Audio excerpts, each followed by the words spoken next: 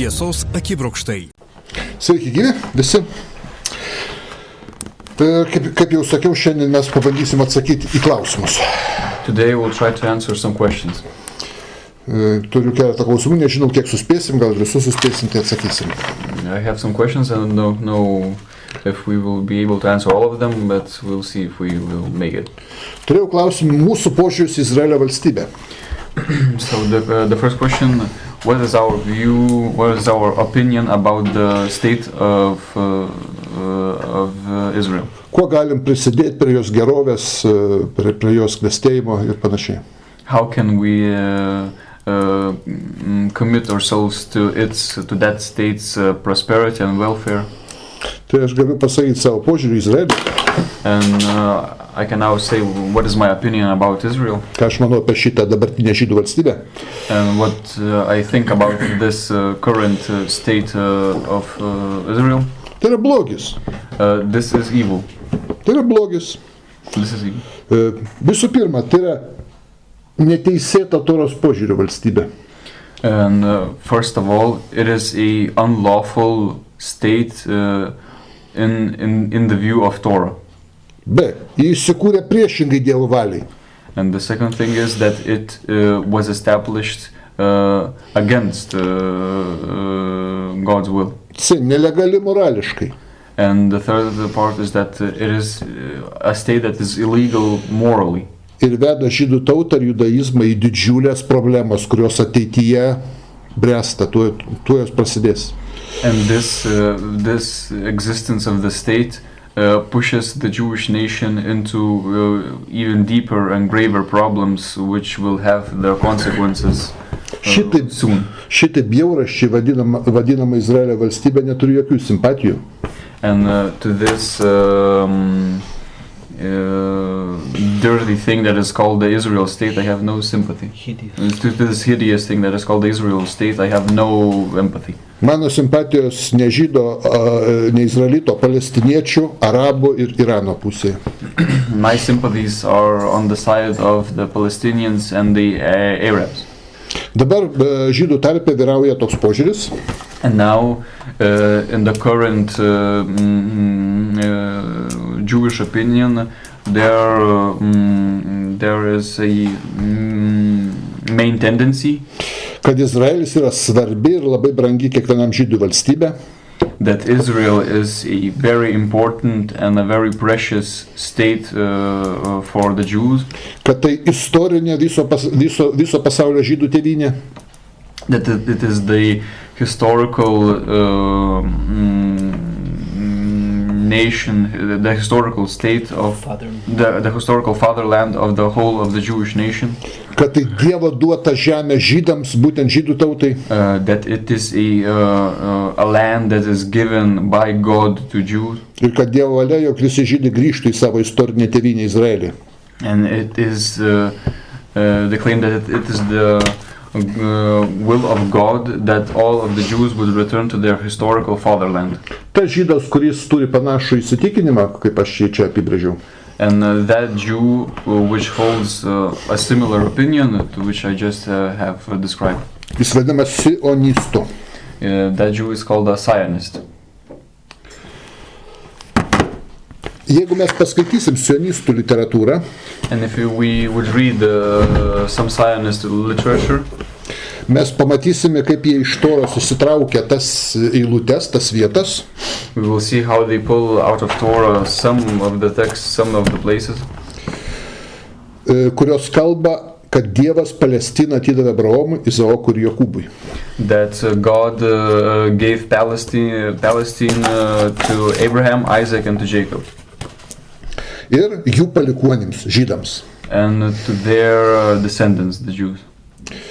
Todėl, kadangi Dievas atidavė tą žemę žydams, and so because God gave that land to the Jews, ta žemė yra ne arabų, ne kokios kitos tautos, bet žydų. That land is not of the Arabs, but the Jews hold it. Ir žydai turi teisę joje atkurti valstybę. And so the Jews have the right to re-establish their own state. Tikrai taip, tokios vietos yra Biblijoje. And actually there are such places, such texts in the Bible. Dievas atidavė žydams tą teritoriją. God did give this land, this territory to the Jews. Tik sionistai nutyli svarbiausią momentą. But the Zionists are silent about the most important part. Ir visiškai neskaito ir nekalba apie tas vietas, apie kitas eilutes Biblijai. And they absolutely do not read and do not talk about other places that are present in the Bible. Kad Dievas žemę buvo atidavęs žydams.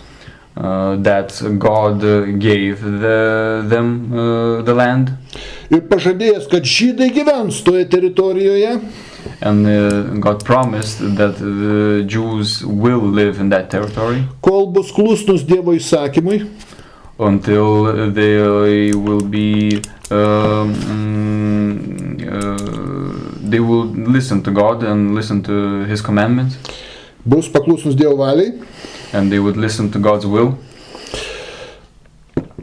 Bet kadangi žydai nepaklausė, nebuvo klusnus Dievui. But because Jews did not listen to God, pats Dievas atėmė iš jų tą žemę. God Himself took that land away. Ir Dievas ištrėmė juos iš Palestinos, tai Biblija rašo. And then God Himself exiled them from Palestine. Ne kažkokie blogiečiai romėnai ištrėmė. And not some evil Romans exiled them. Ne antisemitai. Not some anti-Semites. Dievas ištrėmė juos iš ten už neklusnumą jam. And God exiled them because they did not listen to Him. Dievas atėmė tą žemę iš jų. And God took that land away from them. Ir ne šiaip sau, o už kaltę. And not for nothing, but for a sin, for a fault. Vat atsiverskim Kunigų 26 skyrių. Let's see Leviticus 26. 27 eilutę paskaitykim. And the 27th verse. Ir nuo 27 iki 35 eilutės. And from the 27th to the 35th. Žiūrėkit, ką sako. 27 eilutė. Ir jei tada manęs neklausysite ir priešinsitės, tai mano bausmė bus dar 7-eriopai didesnė nei anksčiau. Tada jūs valgysite savo sūnų dukterų kūnus, išardysiu jūsų stabų garbinimo aukštasias vietas ir numesiu jūsų lavonus ant jūsų stabų liekanų ir bjaurėsiuos jumis. Jūsų miestus paversiu tyrais, šventyklas padarysiu tuščias ir daugiau nebepriimsiu jūsų aukų, sunaikinsiu jūsų kraštą taip, kaip net jūsų priešai, kurie jame gyvens, stebėsis. Karais jūs išsklaidysiu tarp tautų, jūsų kraštas bus paverstas dykuma, miestai sugriauti. Tada žemė džiaugsis sabato poilsiu, kai bus apleista, jums esant priešų žemei. Ji ilsėsis, kol bus apleista, nes nepailsėjo jūsų sabato metu, kai jo gyvenote. If in spite of this you do not obey me, but walk in hostility against me, I will walk in hostile rage against you, and I myself will also discipline you 7 times on account of your sins. You will eat the flesh of your sons and the flesh of your daughters. I will destroy your high places and cut down your incense altars, and I will stack your dead bodies on top of the lifeless bodies of your idols. I will abhor you, I will lay your cities waste and make your sanctuaries desolate, and I will refuse to smell your soothing aromas. I myself will make the land desolate, and your enemies who live in it will be appalled. I will scatter you among the nations and unsheath the sword after you, so your land will become desolate and your cities will become a waste. Then the land will make up for its Sabbaths all the days it lies desolate while you are in the land of your enemies. Then the land will rest and make up its Sabbaths all the days of the desolation it will have the rest it did not have on your Sabbaths when you lived on it. Taigi 27 eilutė sako, jeigu neklausysite, priešinsitės man. And the 27th verse says that if in spite of this you do not obey me but walk in hostility against me, aš jūs išsklaidysiu tarp tautų, išvarysiu, atimsiu šitą žemę. Žemė bus tuščia, nuo jūsų pailsės. And then God says that if you will not obey and will go in hostility, then God will scatter among the nations and that land will become desolate. Pailsės žemė nuo žydų. And it means that that land will then rest from the Jews. Taigi labai aiškiai galim pasakyti, dėl ko žydai buvo išvaryti. And when we easily can say why the Jews were exiled. Verkė, krokodilo ašarom, atėjo skriaudėjai, romėnai išvarė mus, kokie mes aukos. And they cry with crocodile tears that the Romans came and exiled them. innocent people. Ak, mes esame aukos, amžinos aukos. And they say that they are victims, they are always victims. Rašo, išvaromi žydai už nuodėmes iš savo teritorijos, už neklusnumą Dievui. But it is clearly said that they are exiled, they are scattered because they walk in hostility against God and do not obey Him. Tai yra bausmė žydams. So this is a punishment for the Jews. 43 eilutė, tam pačiam skyriui, kunigų 26. And then in the same Leviticus 26, 43rd verse. Kuri, reiškia, žemė, jų palikta džiaugiasi sabato poilsiu. Jiegi atsitrauks nuo savo nuodėmių, kai supras, kad buvo atmetę mano įsakymus ir paniekinę įstatymus. The land will be abandoned by them in order that it may make up for its Sabbaths while it is made desolate without them. And they will make up for their iniquity because they have rejected my regulations and have abhorred my statutes. Aiškiausiai sako, kodėl žemė ilsėsis nuo žydų. And this is clearly stated why the land will rest without the Jews. Kodėl žydai bus išvaryti And why they will be exiled į visas tautas. And will be scattered among the nations. Todėl, kad buvo atmetę Dievo įsakymus ir paniekinę įstatymus. Because they have rejected God's regulations and have abhorred God's statutes. Aiškiausiai pasakyta. And so it is very clearly stated here. Ne šiaip sau, ne nekaltai, o už bausmę, už nusikaltimą Dievui.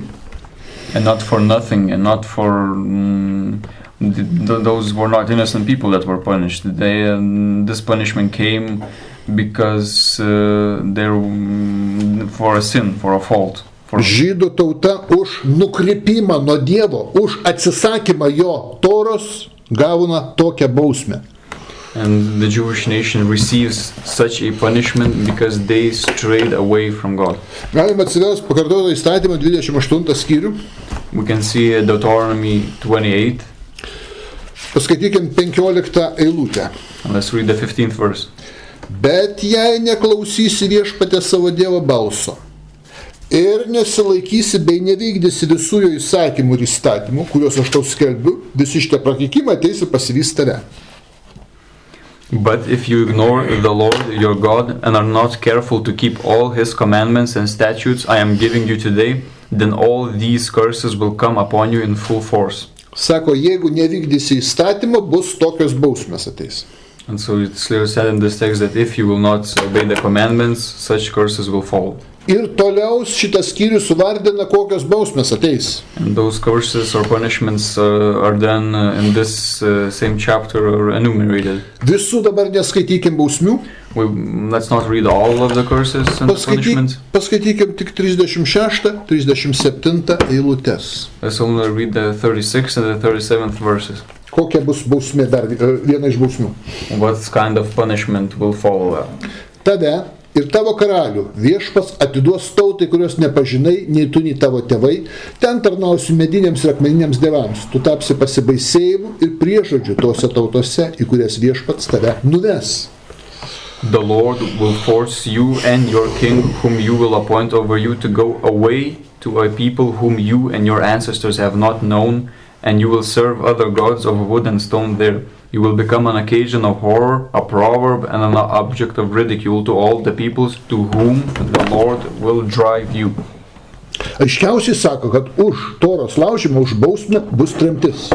And so it is very clearly said here that for disobeying the commandments, an exile will happen. Toliau paskaitykim šitame pačiame skyriuje. And so let's read in the same chapter. Nuo 49 iki 52 eilutės. From the 49th to the 52nd verse. Jis, Dievas, reiškia, atves tautą iš pačių žemės pakraščių, kuri puls tave kaip erelis. Jos kalbos tu nesuprasi. Žiaurė tauta, kuri neaplenks seno, nei pagailės jauno. Ji valgys tavo galvijus su žemės derlium. Ji tau nepaliks kviečių, vyno aliejaus, jaučių, ravių ir tu būsi sunaikintas. Jie puls tavo miestus ir sugriaus stiprius ir aukštus mūrus, kuriais pasitikėjai. Apguls miestus visame tavo krašte, kur viešpats tavo Dievas tau davė. The Lord will raise up a distant nation against you, one from the other side of the earth as the eagle flies, a nation whose language you will not understand, a nation of stern appearance that will have no regard for the elderly or pity for the young. They will devour the offspring of your livestock and the produce of your soil until you are destroyed. They will not leave you with any grain, new wine, olive oil, calves of your herd, or lambs of your flocks, until they have destroyed you. They will besiege all of your villages until all of your high and fortified walls collapse, those in which you put your confidence throughout the land. They will besiege all your villages throughout the land the Lord your God has given you. Taigi, tauta puls kaip erelis. And so we have here that a nation will be raised, a distant nation, and it will go against you as the eagle flies. Nu, erelis romėnų legiono ženklas, būtent su erelio ženklu romėnai kariaudavo. And then we remember that the sign of an eagle was used by the Roman legion. The Roman legion would fight with the eagle, the sign of the eagle.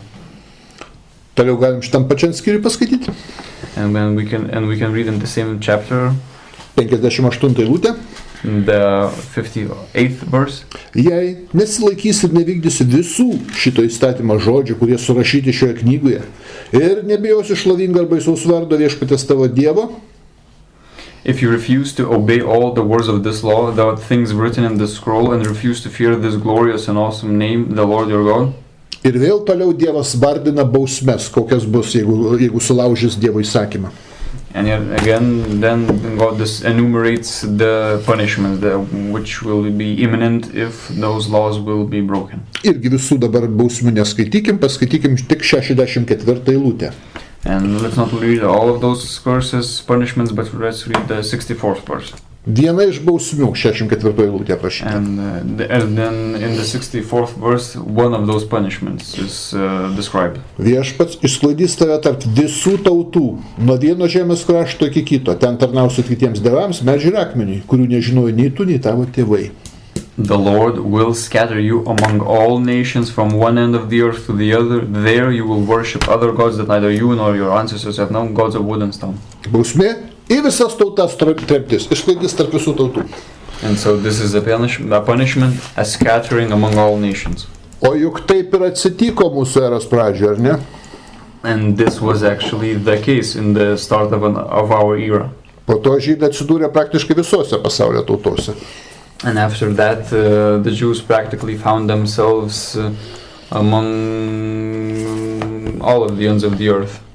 Toliau galim paskaityti pakartoto įstatymą 29 skyrių. Then we can read Deuteronomy 29. Nuo 23 iki 27 eilutės. From the 23rd to the 27th verses. Kalba, kokia bus bausmė už žydų nukrypimą nuo įstatymo. Yet again, it's talked about what kind of punishment will happen when the Jews will not obey the law. Visa žemė bus siera, druska ir ugniavietė. Nieko nebus joje sėjama, nei žolės ten nebaus. Bus sunaikinta lik Sodoma ir Gomora. Adma ir Cebaimas, kurias viešpats sunaikino savo rūstybėje. Visos tautos stebėjusios, kodėl viešpats tai padarė šitam kraštui. Ką reiškia tai rūstybė? Žmonės sakys, kadangi jie apleido viešpaties savo tėvų Dievo sandorą, kurią jis padarė su jais, kai išvedė iš žemės, ir tarnavo kitiems dievams, garbinami juos, nors tai nebuvo jiems, kad viešpats rūstybė užsidegė prieš šitą kraštą, ir jis užleido ant jo visus prakeikimus surašytų šitoj knygoj, išrovė juos, skaitau dar 28, ir išrovė juos iš jų žemės savo rūstybę ir ištrėmė į svetimą kraštą, kaip yra šiandien. The whole land will be covered with brimstone, salt and burning debris. It will not be planted, nor will it sprout or produce grass. It will resemble the destruction of Sodom and Gomorrah, Admah and Zeboim, which the Lord destroyed in his intense anger. Then all the nations will ask, why has the Lord done all this to this land? What is this fierce, heated display of anger all about? Then people will say, because they abandoned the covenant of the Lord, the God of their ancestors, which he made with them when he brought them out of the land of Egypt. They went and served other gods and worshipped them, gods they did not know, and that he did not permit them to worship. That is why the Lord's anger erupted against this land, bringing on it all the curses written in this scroll. So the Lord has uprooted them from their land in anger, wrath, and great rage, and has deported them to another land, as is clear today. Už tai, kad jie atsisakė savo sandoros su Dievu, And because the Jews abandoned the covenant of the Lord. Atsisakė savo įsipareigojimų Dievui. They refused their duties to God. Dievas duoda jiem bausmę. God punishes them. Juos užpuls, kraštas bus išdegintas, išgriautas, sunaikintas. They will be attacked, the land will be destroyed, burned. O žydai bus išrauti iš savo žemės ir ištremti į svetimus kraštus. And Jews will be uprooted and driven, deported to another land, to those alien lands. Taigi galutas yra pelnytas dalykas. Tremtis galutas. And so that deportation, that exilation, that galut is a thing that the Jewish nation has earned by themselves. Tai yra sandoros dalis.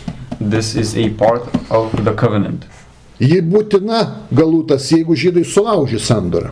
This galut, this exile is necessary if that covenant is broken.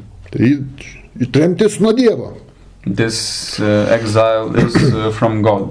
Aišku, turi kelias paskirtis. And it has, this exile has several meanings, several purposes.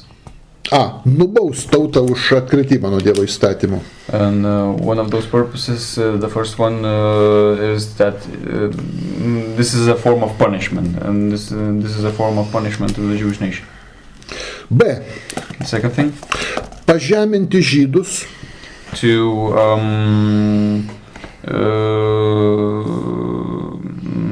as we make the Jewish reputation a little lower, kad tokiu būdu išgydytų jų tautos puikybę prieš kitas tautas. So that they would not be so prideful against other nations. Laužydami Dievo sandorą, neklausydami Dievo, nukrypdami nuo Dievo, jie aukštinasi toliau prieš kitas tautas, kokie jie išrinkti.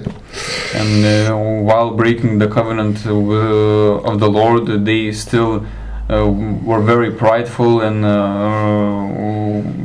held themselves very high against other nations. Tai kad suprastų, kaip jie negerai daro aukštindamisi. And so that they would understand why this behavior is bad and why this behavior is bad. Dievas atima iš jų valstybę.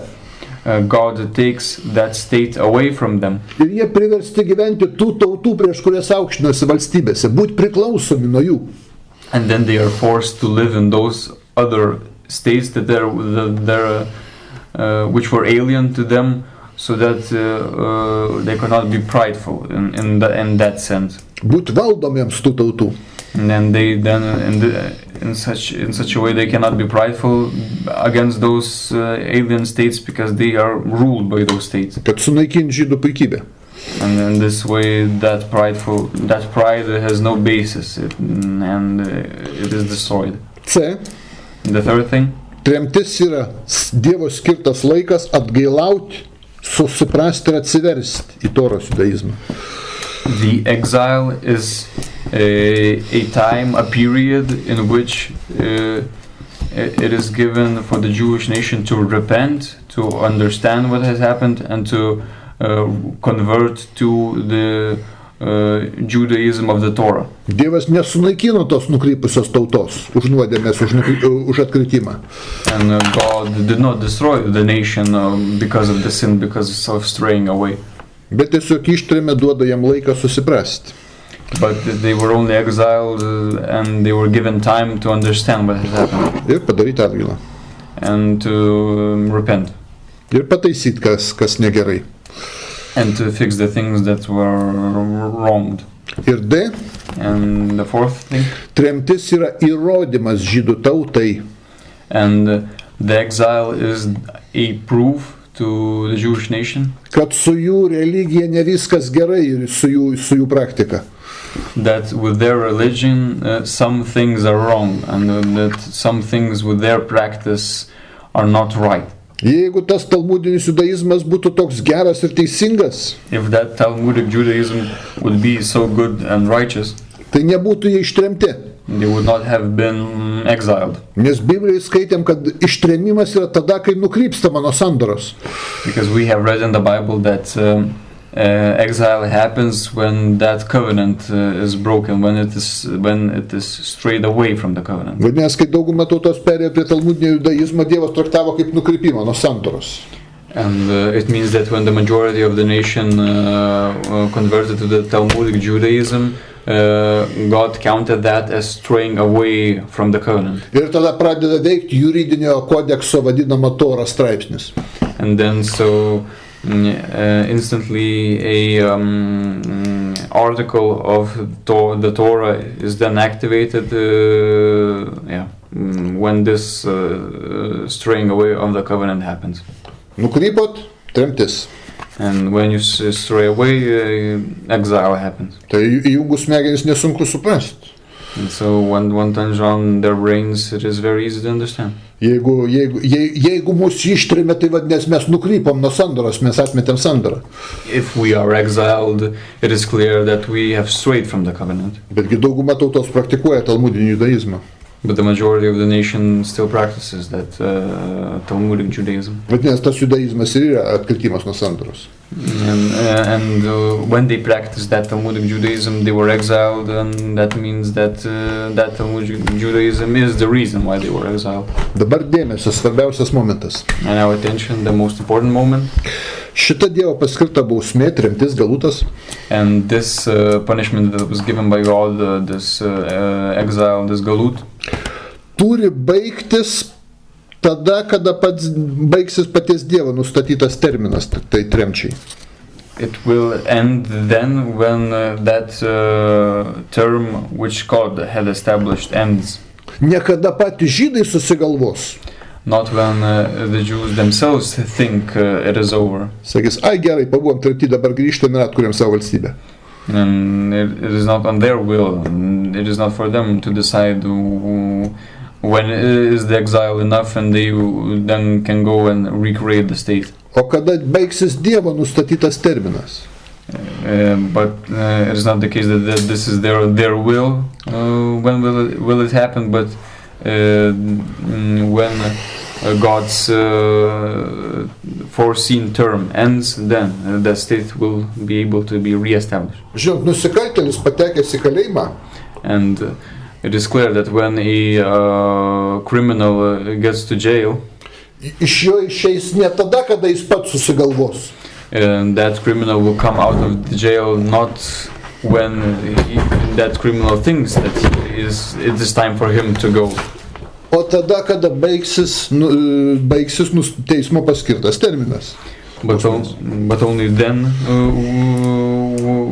will that criminal go out of jail when that term, which was foreseen by the judges, ends. Tas pats ir su žydais. And the same thing is with the Jews. Niekada jie panorės grįž. Not when they will want themselves to return. O tada, kada baigsis nustatytas Dievo tremties terminas. But only then they will be able to return when God's foreseen term has passed. Ir dabar labai svarbus klausimas visiems. And now the very important question. Kada turi baigtis Dievo nustatytas žydų tremties terminas? When does that term end? Ką sako Biblija?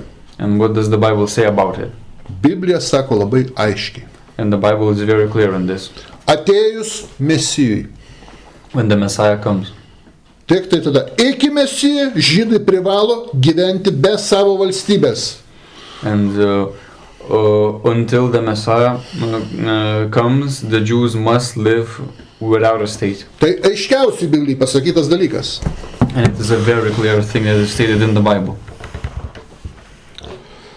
Šventas raštas sako, and the Holy Scriptures say, kad žydai turi būti parvesti į Sioną, į Palestiną Mesijo dienomis ir surinkti iš visų kitų tautų Mesijo dienomis.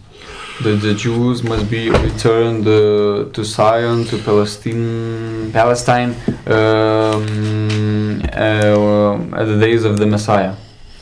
During the days of the Messiah. Atsiverskim ir paskaitykim apie Mesijo laikus. Now let's see the times of the Messiah. Izaijo 11 skyrius. Isaiah 11. Paskaitykim nuo 1 iki 12 eilutės. From the 1st to the 12th verses. kalba šitas skyrius, kad ateis Mesijas ir ką jis turės padaryti Mesijas atėjęs. And it is said in this chapter that the Messiah will come, and we will read what will the Messiah have to do. Beje, ir patys žydų ortodoksai And even the Jewish orthodoxies, irgi cituoja šitą skyrių krikščionims, and they themselves quote this chapter to Christians, sakydami, kad čia apie Mesiją. Saying that this chapter is about the Messiah. Ir va, žiūrėkit, kokius darbus turi Mesijas padaryti atėjęs. And they point out for the Christians to look what kind of deeds, acts the Messiah must do. Ir jūsų Jėzus sako, nepadarė nei vieno iš šitų darbų, kurie čia užrašyti. And the Orthodoxies say that your Jesus did not do any of these acts. Čia teisingai sako jie krikščionims. And the Orthodoxies are right in this aspect. They are right against the Christians. Tačiau yra lietuvių patarlė, juokiasi puodas, kad katilas juodas. But they themselves do not see that they are at the same time twisting this text themselves. Nes čia irgi pasakyta, kad būtent Mesijas turės surinkti žydus iš pagonių tautų ir parvesti į pažadėtą žemę. Because in this chapter it is said that the Messiah himself will have to collect the Jews from all of the world and return them to the promised land. Nu, paskaitykime apie Mesiją visą tą skyrių nuo 10 iki 12 eilutės. And let's read about the Messiah from the 10th to the 12th verse. Iš Jiesės kelmo išdygs atžala, iš jo šaknies išaugs šaka. Viešpaties dvasia bus ant jo, dvasia išminties ir supratimo, dvasia patarimo ir galybės, dvasia pažinimo ir viešpaties baimės. At that time a root from Jesse will stand like a signal flag from the nations. Nations will look to him for guidance, and his radiance will be majestic. Turbūt niekam nekyla... And at that... Turbūt niekam nekyla klausimas, kad čia kalbam apie Mesiją. So it is here clear that it is talked about the Messiah here. Atžala iš Jiesės kelmo, akivaizdu Mesijas. A root from Jesse and the Messiah. Skaitom toliau. And let's read further. Bijoti viešpaties, jam bus džiaugsmas, jis teis ne kaip akis mato ir pasmerks ne kaip ausis girdi. Jis teisingai teis beturčius ir bešališkai krašto ramiuosius, jis ištik žemę savo burnos lazda, nužudys nedorėlį savo pūstelėjimu. Trečia ketvirta. The Lord's Spirit will rest on him, a spirit that gives extraordinary wisdom, a spirit that provides the ability to execute plans, a spirit that produces absolute loyalty to the Lord. Teisumas, 5 eilutė sako, bus jos strėnų raištis, ištikimybė jis susijos juosmenį, vilkas gyvens su avinėliu, leopardas gulės su ažiuku, veršis ir jautis jaunas liūtas bus drauge, jos ganys mažas vaikas. He will treat the poor fairly and make right decisions for the downtrodden of the earth. He will strike the earth with the rod of his mouth and order the wicked to be executed. Justice will be like a belt around his waist. Integrity will be like a belt around his hips. A wolf will reside with a lamb, and a leopard will lie down with a young goat. An ox and a young lion will graze together, and as a small child leads them along.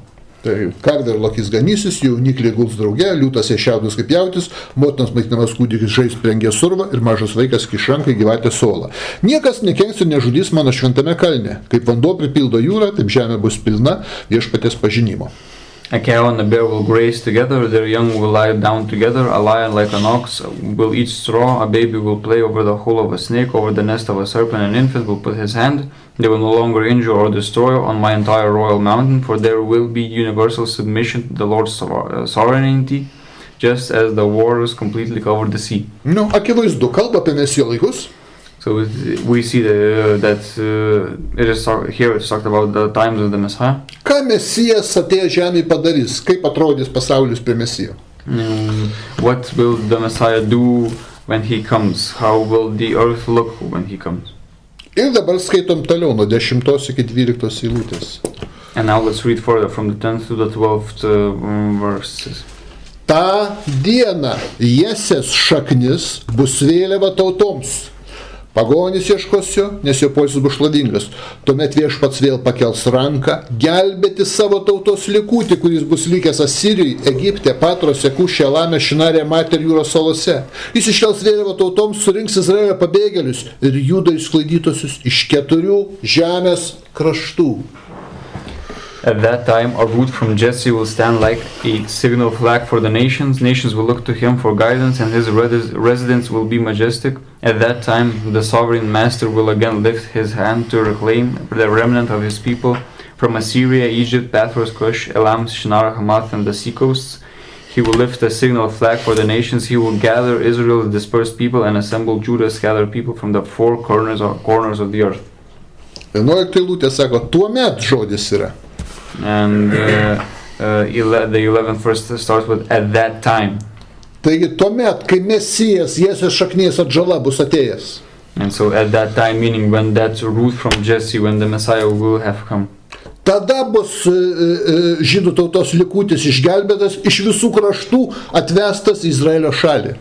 And only then, at that time, will Israel's dispersed people be assembled and gathered. Mėly žydai, And so they're Jews. jūs irgi sutinkat, Mesijas dar neatėjęs. You probably agree that the Messiah has not yet come. Tai kokią velnę susigrūdot į Izraelį ir atkūrėt savo valstybę? Then for what reason did you decide to bundle up and create in your state? Tai Mesijų nebebus ką veikti, kai jis ateis. Sakys, žydai, sakys, mes jau padarėm, bet tavęs šį darbą. And so when the Messiah will come, he will have nothing to do because the Jews will have done everything for him. Ne, čia aiškiai pasakyta, kiek tęsis tremtis, kad žydai surinkti iš visų 4 žemės kampų bus tik atėjus Mesijui, Jėzės šaknies atžalai.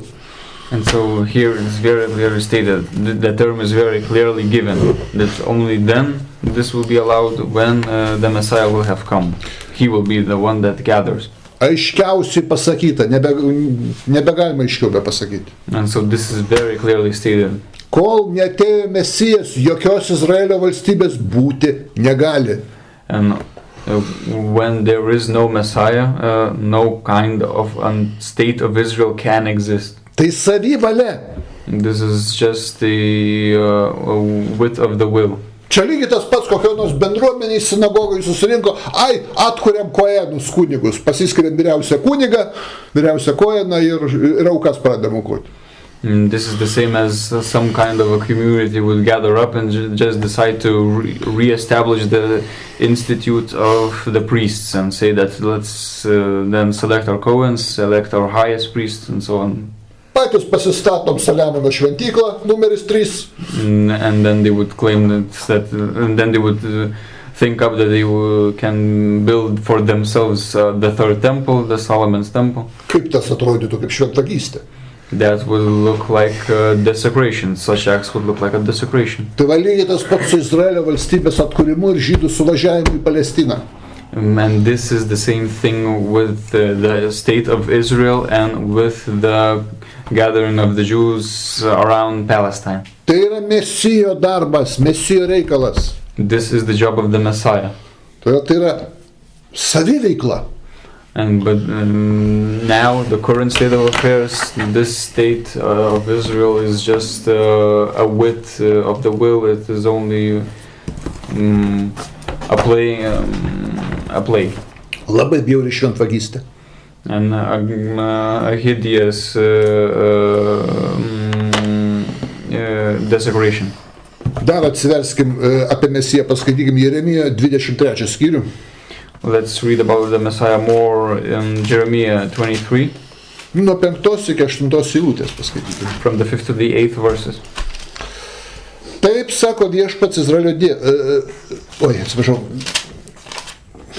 Ateis diena, sako Viešpats, kai aš išauginsiu teisę atžalą iš Dovydo giminės. Jis viešpataus kaip karalius, elgsis išmintingai, vykdys teisingumą bei teisumą krašte. I, the Lord, promise that a new time will certainly come when I will raise up for them a righteous branch, a descendant of David. He will rule over them with wisdom and understanding and will do what is just and right in the land. Akivaizdu, kad kalbama apie Mesiją. So here it is very clear that it's talked about the Messiah. Teisė atžala iš Dovydo giminės. a descendant of David, kuris viešpataus kaip karalius Izraelyje. Who will rule like a king. Ir dabar žiūrėkim, kas vyks su jo dienomis. And let's see what will happen in his days. 6 eilutė skaito toliau. Jo dienomis Judas bus išgelbėtas, Izraelis gyvens saugiai, jo vardas bus viešpats mūsų teisumas, tuomet nebesakys kaip gyvas viešpats, kuris išvedė Izraelitus iš Egipto krašto, bet sakys kaip gyvas viešpats, kuris išvedė ir parvedė Izraelio palikuonis iš šiaurės ir iš visų kraštų, į kuriuos aš juos buvau išvaręs, ir jie gyvens savo žemėje.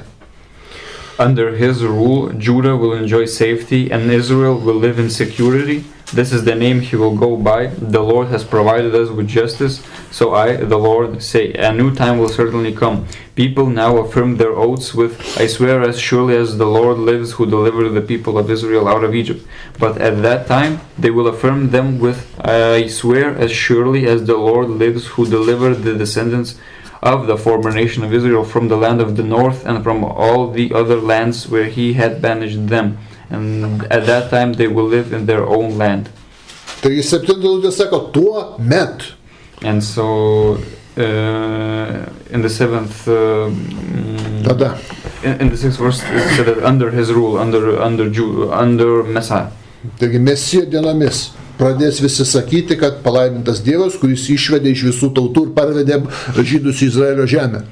And so only then, under the Messiah, rule of the Messiah, only then will people affirm that God is the one that delivered the descendants of the former nation of Israel from there where he had banished them.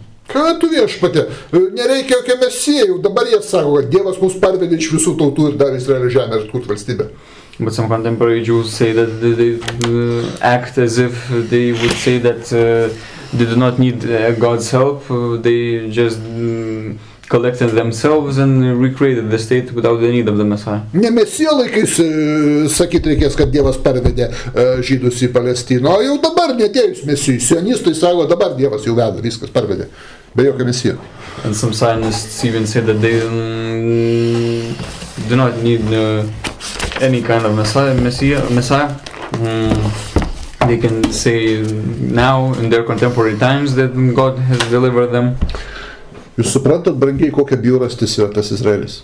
And do you understand what kind of hideous thing that contemporary Israel is? Pagal Bibliją, žydai turėjo laukti Mesiją, kuris atkurs Izraelio valstybę ir surinks žydus iš visų tautų į pažadėtą žemę. And according to the Bible, the Jews had to wait for the Messiah who will do that job. Beje, jeigu imkime dabar ortodoksinį judaizmą, and if we would take Orthodox Judaism, nuo pat pradžios, nuo pat savo atsiradimo iki antro pasaulinio karo, ortodoksinis judaizmas masiškai 99,99% visų rabinų laikėsi tokios pozicijos. And Orthodox Judaism, from the time they were exiled until the Second World War, the majority, the absolute majority, were of this position. They were waiting for the Messiah. Bet 20-ojo amžiaus pradžioj, but in the beginning of the 20th century, atsiranda sionizmas. For Zionism is found. Nauja ideologija žydų tautoj. A new ideology in the Jewish nation. Ir galiausiai viskas taip pasikeičia, jis tampa toks įtakingas, kad pasikeičia ortodoksinio judaizmo doktrina. And finally this Zionism becomes so influential that even the doctrine of Orthodox Judaism changes. Įvyksta antras žydų tautos nukrypimas. And then a second straying from God is then accursed. Savo mastais tokio pat didumo ir tokio pat baisumo, kaip žydų nukrypimas nuo Biblijos judaizmo prie talmudinio judaizmo. And this straying away is as grave as when on the first occasion the Jews strayed away from the Bible to the Talmud. Taigi situacija 20 amžiuje dar pablogėjo, žydai dar dvigubai labiau nukrypsta negu kad buvo. And in the 20th century, the Jews stray away even more than in their former position. Biblija, šventas raštas nurodo laiką, kada Izraelis turės būti atkurtas. And the Bible, the Holy Scriptures determine the term when the Jews will have to return to their land. Biblija ne tik nurodo, kokie įvykiai turės būti, kad tik Mesijui atėjus. And the Bible not only enumerates the events that will have to take place. Bet Biblija daugmaž nurodo ir laikmetį, amžių, kada tai turės įvykti. But the Bible even specifies approximately the century in which will it take place. O turėtų tai vykti, Izraelis atsikurti praėjus daugiau kaip 2000 metų. And this thing will have to happen when more than 2000 years have passed. Nuo valstybės praradimo 70-aisiais mūsų eros metais. From the time from when this state was lost, so meaning about the 70th years of our era. Taigi daugiau kaip 2000 metų plus 70 metų. And so means that more than 2000 years plus 7 years. Paskaitykime Ozėją 3 skyrių 4-5 eilutės. Let's see Hosea 3rd chapter. 3 skyrius 4-5 eilutės. 3rd chapter 4th, 5th verses. Izraelitai ilgai bus be karalius, ir be kunigaikščio, be aukos, ir be aukoro, be ofodo, be terafimo. Galiausiai jie sugrįš ir ieškos viešpatės savo karaliaus Dovydo, jie pagarbertinsis prie viešpatės su jo gerumu. For the Israelites must live many days without a king or prince, without sacrifice or sacred fertility pillar, without the ephod or idols. Afterward, the Israelites will turn and seek the Lord their God and their Davidic king, and then they will submit to the Lord in fear and receive his blessings in the future. Na, suprantama, čia be kunigo, be aukų, be šventyklos. And here we see that they are without a king, without a prince, without sacrifice. Bet ne tik karaliaus pasakyta, bet ir be kunigaikščio. But it is said that they without priest, but it is also specified that without a king and without a prince. Reiškia, neturės politinės valdžios. Meaning that they will have no political power. Kitaip sakant, valstybės neturės. Meaning that they will have no state. Prezidento kažkokio. No kind of president or no head of state. Kiek tas laikas tęsis ir kada jis pasibaigs. And how long will this period take? Toliau Ozėjas ir atsako. And further Hosea answers this. Paskaitykime Ozėją 5 skyrius 15 eilutė. Let's see Hosea 5:15. Aš pasitrauksiu, kol jie pripažins savo kaltę ir ieškos mano veido, savo varge jie anksti ieškos manęs. Then I will return again to my lair until they have suffered their punishment. Then they will seek me, and their distress they will earnestly seek me. Dievas kalba, kad jis pasitrauks iš Izraelio tautos. And so God speaks that he will turn away from the Jewish nation. Ir dabar žiūrėkim 6 skyrius, 1-2 eilutės. Toliau. And then let's see Hosea 6, 1st, 3rd verses. Eikime, sugrįžkime pas viešpatį, reiškia žydai kalbės atgalaudami. Jis mūsų draskė, jis ir pagydys. Jis sumušė, jis ir aptvarstys. Jis atgaivins mus po 2 dienų. 3 dieną pakels, kad gyventume jo akivaizdoje. Come on, let's return to the Lord. He himself has torn us to pieces, but he will heal us. He has injured us, but he will bandage our wounds. He will restore us after 2 days. Taigi visi šitie dalykai, tame tarpe ir valstybė, turi grįžti po 2 dienų, 3 dieną. And so all of these things, this healing and this return must happen in the 3rd day. Įsiklausykit, po 2 dienų, 3 dieną. And so meaning that after 2 days on the 3rd day. Kiek laiko užima pranašiška diena? And how much time does a prophetical day take up? Atsako 90 psalmė 4 eilutė. The Psalms 90 and the 4th verse answers. Juk 1000 metų tavo akise yra kaip vakarykštė diena, kuri praėjo kaip sargybos laikas naktį. Yes, in your eyes, 1,000 years are like yesterday that quickly passes, are like one of the divisions of the nighttime. 1000 metų yra viena diena. And so one day is 1,000 years. Taigi po 2 dienų reiškia po 2000 metų. And so after 2 days means after 2,000 years. Trečią dieną reiškia 3 tūkstantyje po valstybės išvenyklos praradimo. And in the third day, meaning that in the 3,000 after losing the state. Kaip žinot, laikotarpis po Antrojo pasaulinio karo nėra 2000 metų praėję nuo 70 metų mūsų eros. And as you know, the timeline after the time after the Second World War is not 2,000 years after the 17th year of our common era. Nėra trečias tūkstantmetis po valstybės praradimo. It is not the 3,000 after losing the state. Žodžiu, ne laiku ir ne vietoj įsteigė Izraelį. And so, meaning that this state of Israel was established not in the wrong place, in the wrong time. Todėl Izraelis jau susigydė pats save ne po 2 dienų, ne 3 dieną, bet daug anksčiau. And so, meaning that Israel healed itself not after 2 days, not on the 3rd day, but earlier. Neleistina pasakyta, išmintingas žino, kiekvienam dalykui yra laikas ir sprendimas. Išmintingas žino, kada elgtis kaip. But this is not the case that they can do that to themselves, because in the books of wisdom it is said that a wise person knows when it is time for some things to happen. Izraelio valstybės atkūrimas negali būti savavališkas aktas. And this creation of the state of Israel cannot be an arbitrary action. Žydai negali kada panorėję The Jews cannot, on their own will, atkurti savo valstybę. Recreate the state. Neleidžiama. It is not allowed. Tik pats Dievas gali nurodyti, kada žydams grįžti į Izraelį ir kokiu metu atkurti valstybę. Only God Himself can say when it is allowed for them to return to that land and create a state in it.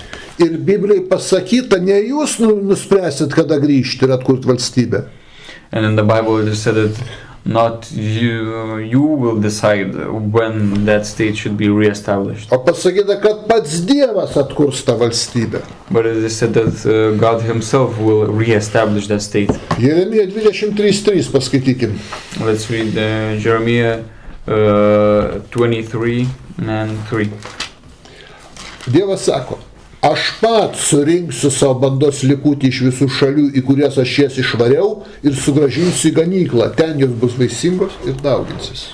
Then I myself will regather those of my people who are still alive from all the countries where I have driven them. I will bring them back to their homeland. They will greatly increase in number. Dievas pabrėžia, kad jis pats surinks. And it is specified, is explicated. I myself will regather. Tas pats Jeremija 3:14 paskaitykim dar. The same is in Jeremiah 3:14. Sugrįžkite nuklydę vaikai, nes aš esu jūs vedęs. Aš paimsiu jūs po vieną iš miesto ir po 2 iš giminės ir atvesiu į Sioną. Come back to me, my wayward son, says the Lord, for I am your true master. If you do, I will take 1 of you from each town and 2 of you from each family group, and I will bring you back to Zion. Iš miestų paims po vieną, po 2 ir pats atves, sako Dievas. And God Himself says that I will take you 1, 2 from each towns and will bring back them. O ne taip, kad kažkokia mieste žydų šeima gyvena? And not that, and it will not be that some kind of a family of Jews lives in a town. Ai, sako, čia šaltas klimatas, gal važiuojam į Izraelį? Then they start thinking that here where they live the climate is kind of cold and Pilietybė priklauso? And that they should then go to Israel and receive instantly a nationality there. Ir patys išvažiuoja kada nori, kaip nori. And then that family then just goes and to Israel when they want, at any time they want. Dievas turi pasakyti, va dabar važiuojam viskas. But God himself must say that now, at this time, at this specific time, at this current time, now it is the time to drive there. Na ir aktualus klausimas, o kaip žinoti, kada Dievas pasakys? And then a question is asked, how to know when God will say? Dievas pasako tik per pranašus. God says only through the prophets. Pranašas yra Dievo lūpos. And the prophet is the lips of God. Turi atsirasti pranašas ir pranašai, kurie pasakys, viskas važiuoja. There must appear a prophet or prophets who will appear and will say that it is time now. Na štai pažiūrėkime, Amoso 3 skyrius 7 eilutė. And for example, let's see Amos, the 3rd chapter, 7th verse. Tikrai viešpats Dievas nieko nedaro, nepreiškia savo paslapties savo tarnams, pranašams. Certainly, the sovereign Lord does nothing without first revealing his plan to his servants, the prophets. Nieko nedaro be pranašų.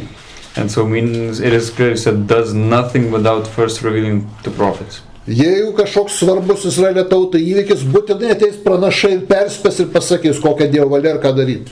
And if there will be an important event for the Jews, it is a prophet will necessarily come and say what will happen and what should be done. Paskaitykim Ozėjo 12:13. Let's see Hosea 12:13. Per pranašą viešpats išvedė Izraelį iš Egipto ir per pranašą saugojo jį. The Lord brought Israel out of Egypt by a prophet, and due to a prophet Israel was preserved alive. Viskas daroma per pranašą. And everything is done through a prophet. Vadinasi, pirma Alijos sugrįžimo į Izraelį turi atsirasti pranašas. And so it means that before that return to Israel, a prophet must appear. Na, Mesijas juk yra pranašas, ar ne? But the Messiah is the prophet. Kaip žinia, Mesijų yra karalius Dovydas, o Dovydas yra pranašas. And as we know, the Messiah is King David, and David is a prophet. Bet ne tik. But not only. Prieš pat Mesijo pasirodymą turi pasirodyti kitas labai didelis pranašas. And just before the appearance of the Messiah, another prophet, another very important prophet must appear. Elijahu. Whose name is Eliyahu. Elijas. Elija. Malachio 4 skyrius, 5-6 eilutės. Malachi 4th chapter, 5th, 6th verses. Aš siųsiu jums pranašą Eliją prieš ateinant didingą ir baisį viešpaties dienai. Jis atgręš tėvų širdis į vaikus ir vaikų širdis tėvus, kad neteičiau ir neištikčiau žemės prakeikimu. Look, I will send you Eliah, the prophet, before the great and terrible day of the Lord arrives. He will encourage fathers and their children to return to me, so that I will not come and strike the earth with judgment. Taigi pirmas pranašas, kuris pasirodys po ilgo laiko, žydų atimti pranašai. And so the first prophet that will appear after a very long time when the prophets were taken away from the Jews Bus pranašas Elijas. will be the prophet Eliah. Ir jis duos ženklą, jis pasakys, kada galima važiuoti, kada negalima važiuoti į Izraelį, kada pradėti, kada ne. Duos informaciją, to klausimų platesnį. And he will give the sign when it is time to go to Israel, when it is not time, and he will give a more concrete information on that matter. Kas čia per laisvamaniško socialistinio sionistų judėjimo savivalę? And what kind of arbitrary acts of the socialistic Zionistic movement is this thing? Ir nuo kada religiniai rabinai pradėjo socialistų klausyti? And since when Agnostikų, ateistų. And since when did rabbis, religious rabbis, start to listen to Zionists, to socialist Zionists who are agnostics and atheists? Tik aš jau sakau, dabartinis Izraelis nėra Dievo darbas, nieko bendro su Dievu neturi. And so as I say, this current contemporary Israel, this state is not a work of God. Jis sukurtas prieštaraujant Biblijos nurodytiem kriterijom. This state is established against the criteria that are foreseen in the Bible. O kaip žinote, visi dalykai, kurie sukūrėmi prieštaraujant Biblijai, And as you know, that all of the things that are created against the Bible užsibaigė labai liūdnai. end up very sadly. Bus labai daug bėdų Izraeliui. Didelių. And Israel will experience a lot of problems. Iš kurių pati didžiausia Gogo ir Magogo karas. And of which the biggest will be the war of Gog and Magog. Už ką jūs manot, Gogas ir Magogas Izraelį engs? And why do you think, for what reason do you think Gog and Magog will despise Israel? Na, čia pirmas dalykas, kodėl Izraelis yra neteisėtas dalykas ir priešingas Dievo valiai. So this is the first thing why Israel is unlawful and is against God's will. Egzistuoja dar viena labai baisi problema ir didelė. There also exists one other big and terrible problem. Kad dabartinis Izraelis nėra Dievo darbas ir Dievo atkurtas. That this contemporary Israel is not the work of God and is not established by God. Raštas sako, kad kai Dievas atkurs, Izraelis taps saugia šalim. The scriptures say that when God will reestablish the state, that state will be, that country will be a safe country. Paskaitykim, Jeremijo 32-37. Let's see, Jeremiah 32:37.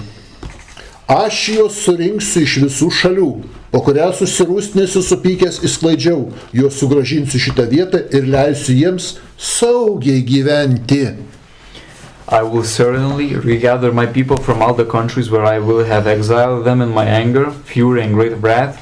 I will bring them back to this place and allow them to live here in safety. Kada alėja, grįžimas į Izraelį bus nuo Dievo, and when this returning will be from God, ir ta Izraelio valstybė bus nuo Dievo, and that state of Israel will be from God, rašo žydai ten saugiai gyvens. it is said that their Jews will live in safety. O dabar Izraelis yra saugi valstybė? And when we now see the contemporary affairs, is Israel really a safe state? Kiek jie karų turėjo? How many wars did they have? Su kiek valstybių kariavo? Against how many countries did they fight? O dabar užguita ir engiama palestiniečių mažuma ar nesipriešina? And now at this current time, is the repressed minority of the Palestinians, do they not try to fight, resist, to fight back? Ar nerengia teroro aktų? Do they not commit terror acts? Ar iš palestiniečių autonomijos neatskrenda savadarbės raketos? And do self-made, do homemade rockets not fly from Palestine to Israel? Ten pastoviai neramu. A constant tension is present there. O jeigu Dievas atkurs, sako, kai aš surinksiu, tai bus saugi šalis. But God says that when I will regather them and bring back to this place, there will be safety. Tai kadangi Izraelis dabar nesaugi šalis, tai vadinasi ne Dievo surinktas. But because yet at this time Israel is not a safe state, it means that it is not, that state is not established by God. Štai savo šešėlio ten bijosi.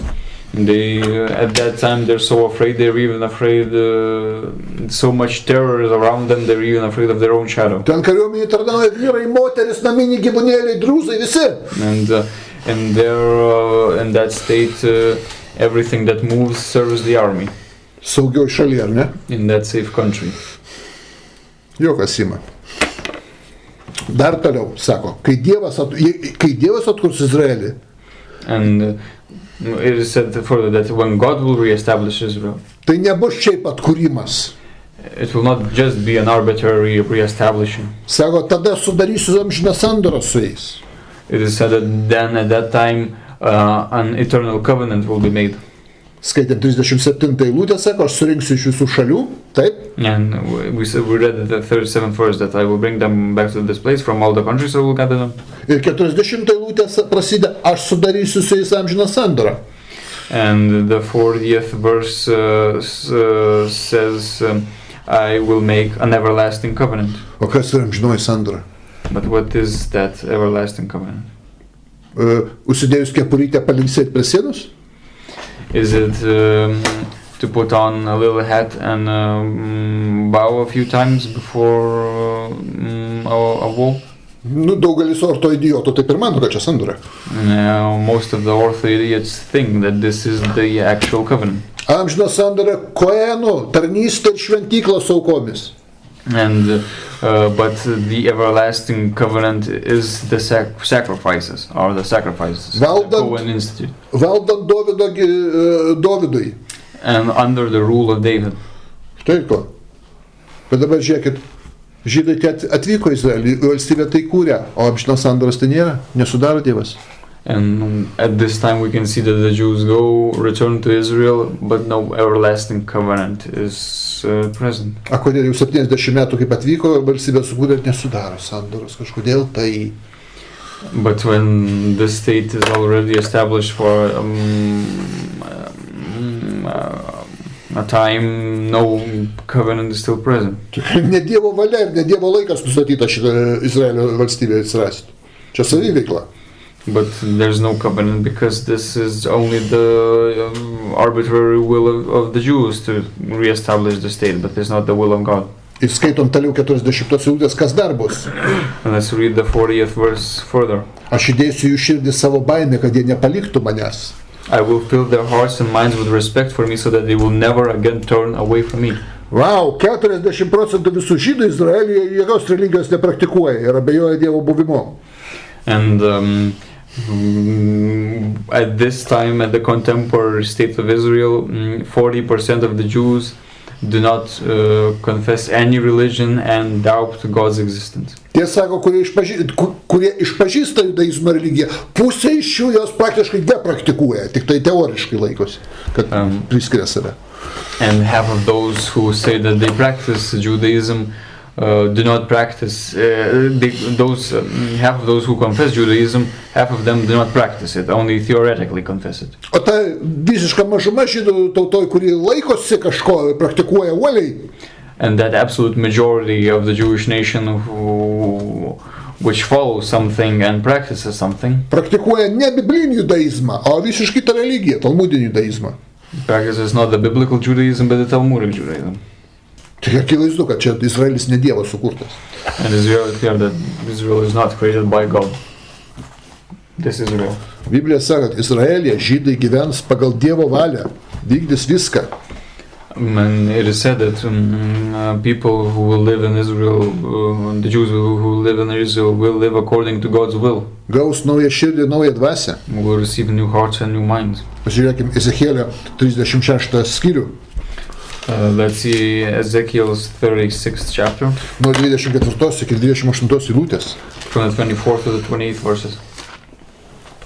Aš išvesiu jūs iš tautų, surinksiu iš visų kraštų ir parvesiu jūs į kraštą.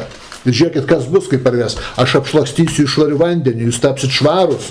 Nuo jūsų netyrumo ar nuo jūsų stabų apvalysiu jūs. Aš duosiu jums naują širdį ir dėsiu jums naują dvasią. Aš išimsiu akmeninę širdį iš jūsų kūną ir duosiu kūno širdį. Aš įdėsiu į savo dvasią ir padarysiu, kad vaikščiotumėt pagal mano nuostatus ir vykdytumėt mano sprendimus. Ir jūs tada gyvensit krašte, kurį daviau jūsų tėvams ir būsit mano tauta. I will take you from the nations and gather you from all the countries. Then I will bring you to your land. I will sprinkle you with pure water and you will be clean from all your impurities. I will purify you from all your idols. I will give you a new heart and I will put a new spirit within you. I will remove the heart of stone from your body and give you a heart of flesh. I will put my spirit within you. I will take the initiative and you will obey my statutes and carefully observe my regulations. Then you will live in the land I gave to your fathers. You will be my people and I will be your God. O šitie dabar suvažiavo Izraelį ir... But these current ones went to Israel and... Apsivalyti neapsivalė. They themselves did not purify. Nauja širdis, nauja dvasia neatsirado. No new heart, no new spirit was found. Nepradėjo vaikščioti pagal Dievo įsakymus. They did not start to walk according to God's commandment. Todėl, kad ne Dievas šitą Izraelį sukūrė. And this is happening because not God, it was not God that created this Israel. Duoti aiškiai kriterijai, kas bus, kai Dievas atves žydus į pažadėtą žemę. And very clear criterions are given what will happen, what events will take place when God will be the one who returns them. Tada bus apsivalymas, tada nauja širdis, nauja dvasia, ims vaikščioti pagal Dievo įsakymus visi. And that time a purification will happen, our hearts and minds will be purified, and new spirits will be given, and people will live according to God's will. O dabar to nėra. And now at this present time, none of this is actual. Todėl, kad ne Dievas atvedė. And why is that? Because it was not God that reestablished Šita valstybė yra neteisėta savivalė. And this current state, this state is an arbitrary, unlawful, arbitrary will of the Jews. Na, mes čia aptariam pirmą priežastį, dėl ko Izraelis nėra Dievo darbas. And so we discussed the first reason why Israel is not the work of God. Tik tai, kad Mesijo laikais Izraelis turi atsikurti. And the argument is that only at the times of the Messiah, Israel must then be re-established. Ne anksčiau. Not earlier. Dabar kita priežastis, dabar rinkim dar svarbesnę priežastį. The other reason, and an even more important reason, skaitom Torą ir ką randam? We read Torah, and what do we find? Kad žydų valstybė Palestinoje that the Jewish state in Palestine turi būti kuriama ir tvarkoma tik pagal Toros įstatymus.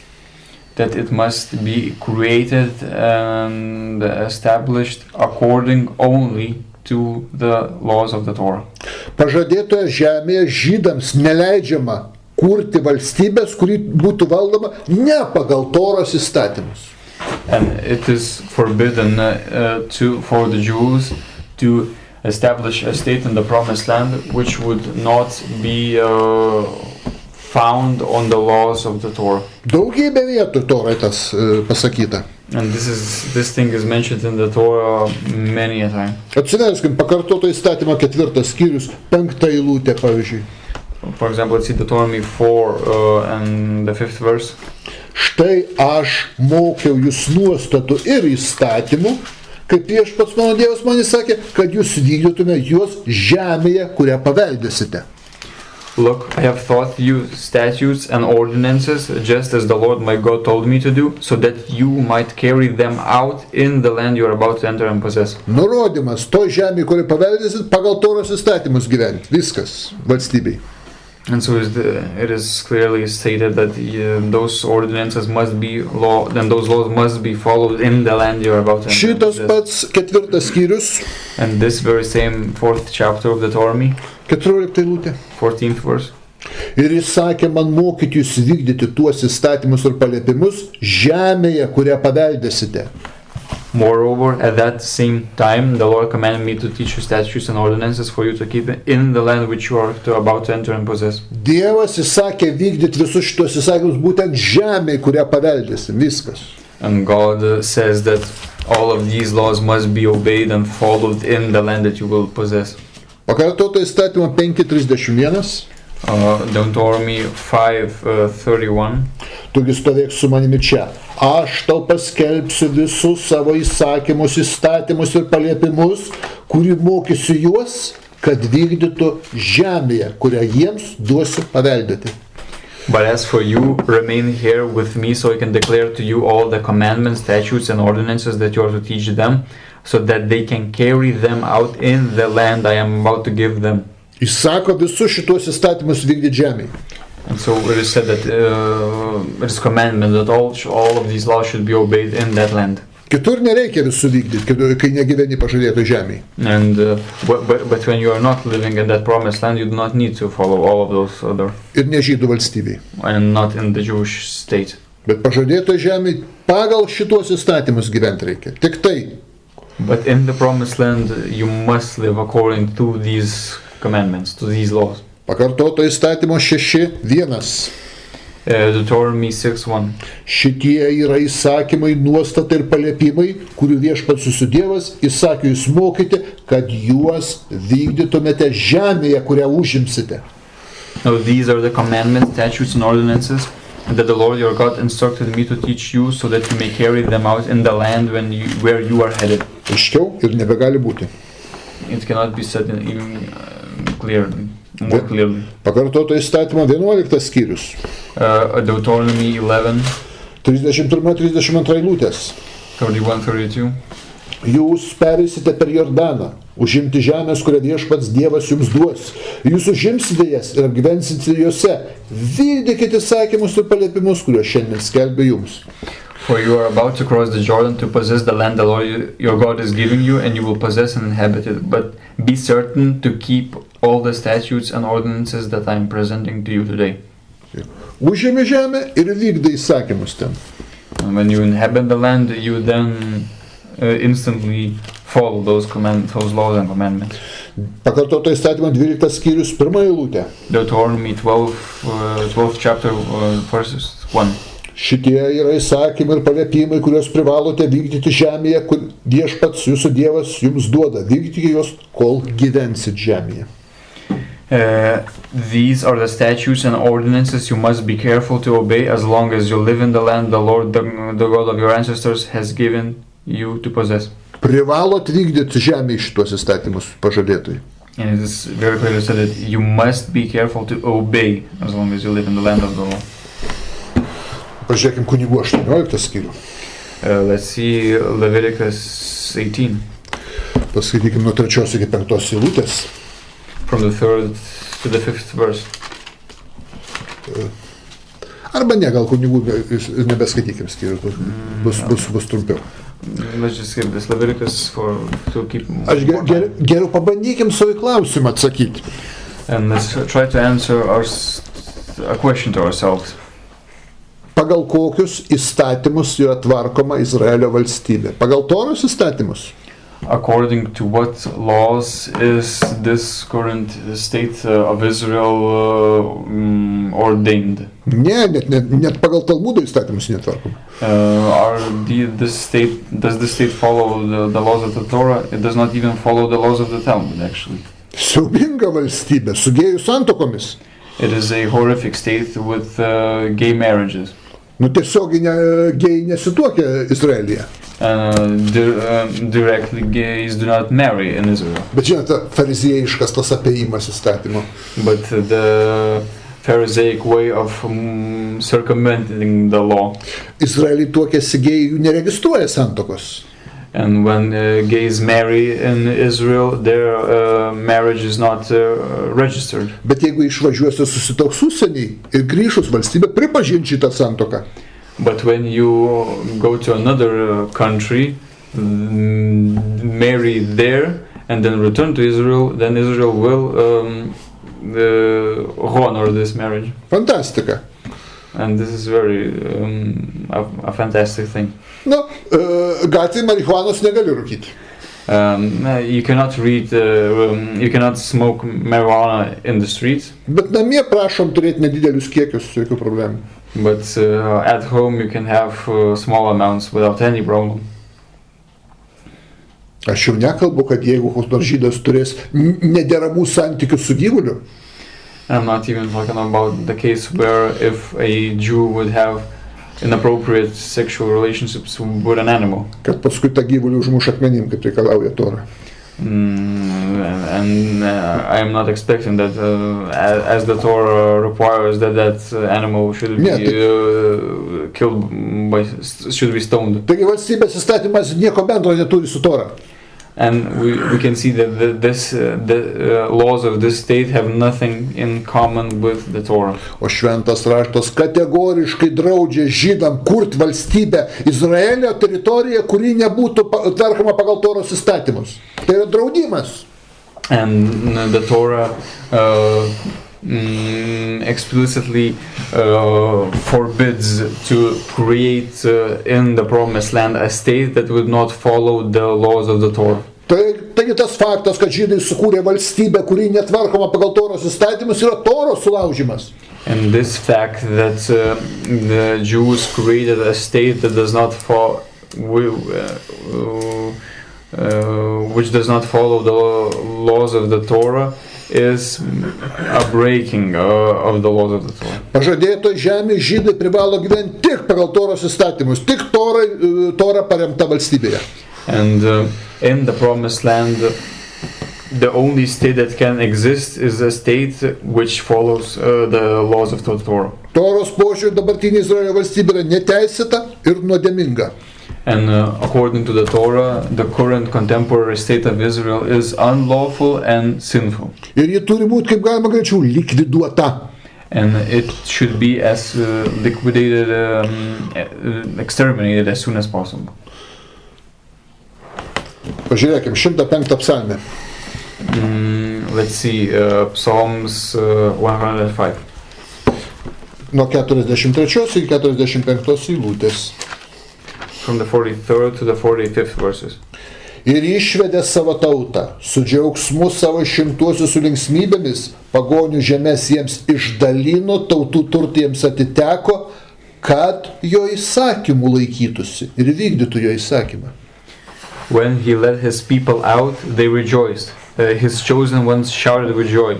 He handed the territory of nations over to them, and they took possession of what other peoples had produced, so that they might keep his commands and obey his laws. Parašytas atsakymas. And here the answer is written. Kodėl išvedė žydus iš Egipto ir kodėl davė Kanaano žemę? Why the Jews were exiled from Egypt and received the land of Canaan. Su tikslu, kad ten laikytųsi įstatymų ir vykdytų visą jo įsakymą. With the goal, with the aim that at that place that they would keep the commandments and laws of God. A koks tikslas šito Izraelio? And what is the aim and goal of this contemporary Israel? Kokiu tikslu jį sukūrė? What is the purpose of this state? Tai tas sionistinis marazmas. And this Zionistic nonsense. Visos tautos turi valstybės, taigi ir žydai turi teisę į savo valstybę. Va. That's all of the nations have their own states, so the Jews also have the right to have a state. Jeigu ir turi tokią teisę, ko aš labai abejoju, galbūt, kad galima būtų valstybę kurti. And even if they do have the right to establish a state, and I am skeptical of this right, even if they even have such a thing. Bet net jeigu ir turi, tai tik Madagaskarė arba Ugandoj. And even if they have such a right, only in Madagascar or in Uganda. Išsipirkit žemės, kažkiek ir kurkit valstybę. To buy some land there and then try to establish your state. Ir ten gyvenkit pagal savo LGBT įstatymus. And then there, at that place, you can live according to your LGBT laws. Pagal Torą, Palestinoje tik tai Tora paremtais valstybė gali būti sukurta. But according to Torah, in the promised land, a state can exist, only that state can exist, which follows the laws of the Torah. Ir dar yra viena trečia priežastis, kodėl Izraelio valstybė neteisėta. And then there's the third reason why that this current contemporary state of Israel is unlawful. Kodėl jinai ne nuo Dievo? Why it is not from God. O todėl, kad pagal Bibliją, because according to the Bible, po išsklaidymo 70 metais, after the scattering that took place in the 70 years of our common era, žydai įpareigoti su visom tautom, į kurias įsklaidyti, gyventi taikiai. The Jews have a duty after they were scattered to live with the other nations in which they are scattered peacefully. Izraelio valstybė neatsirado taikiai. The state of Israel did not found itself peacefully. Izraelio valstybė vykdė ir tebevykdo palestiniečių tautos genocidą.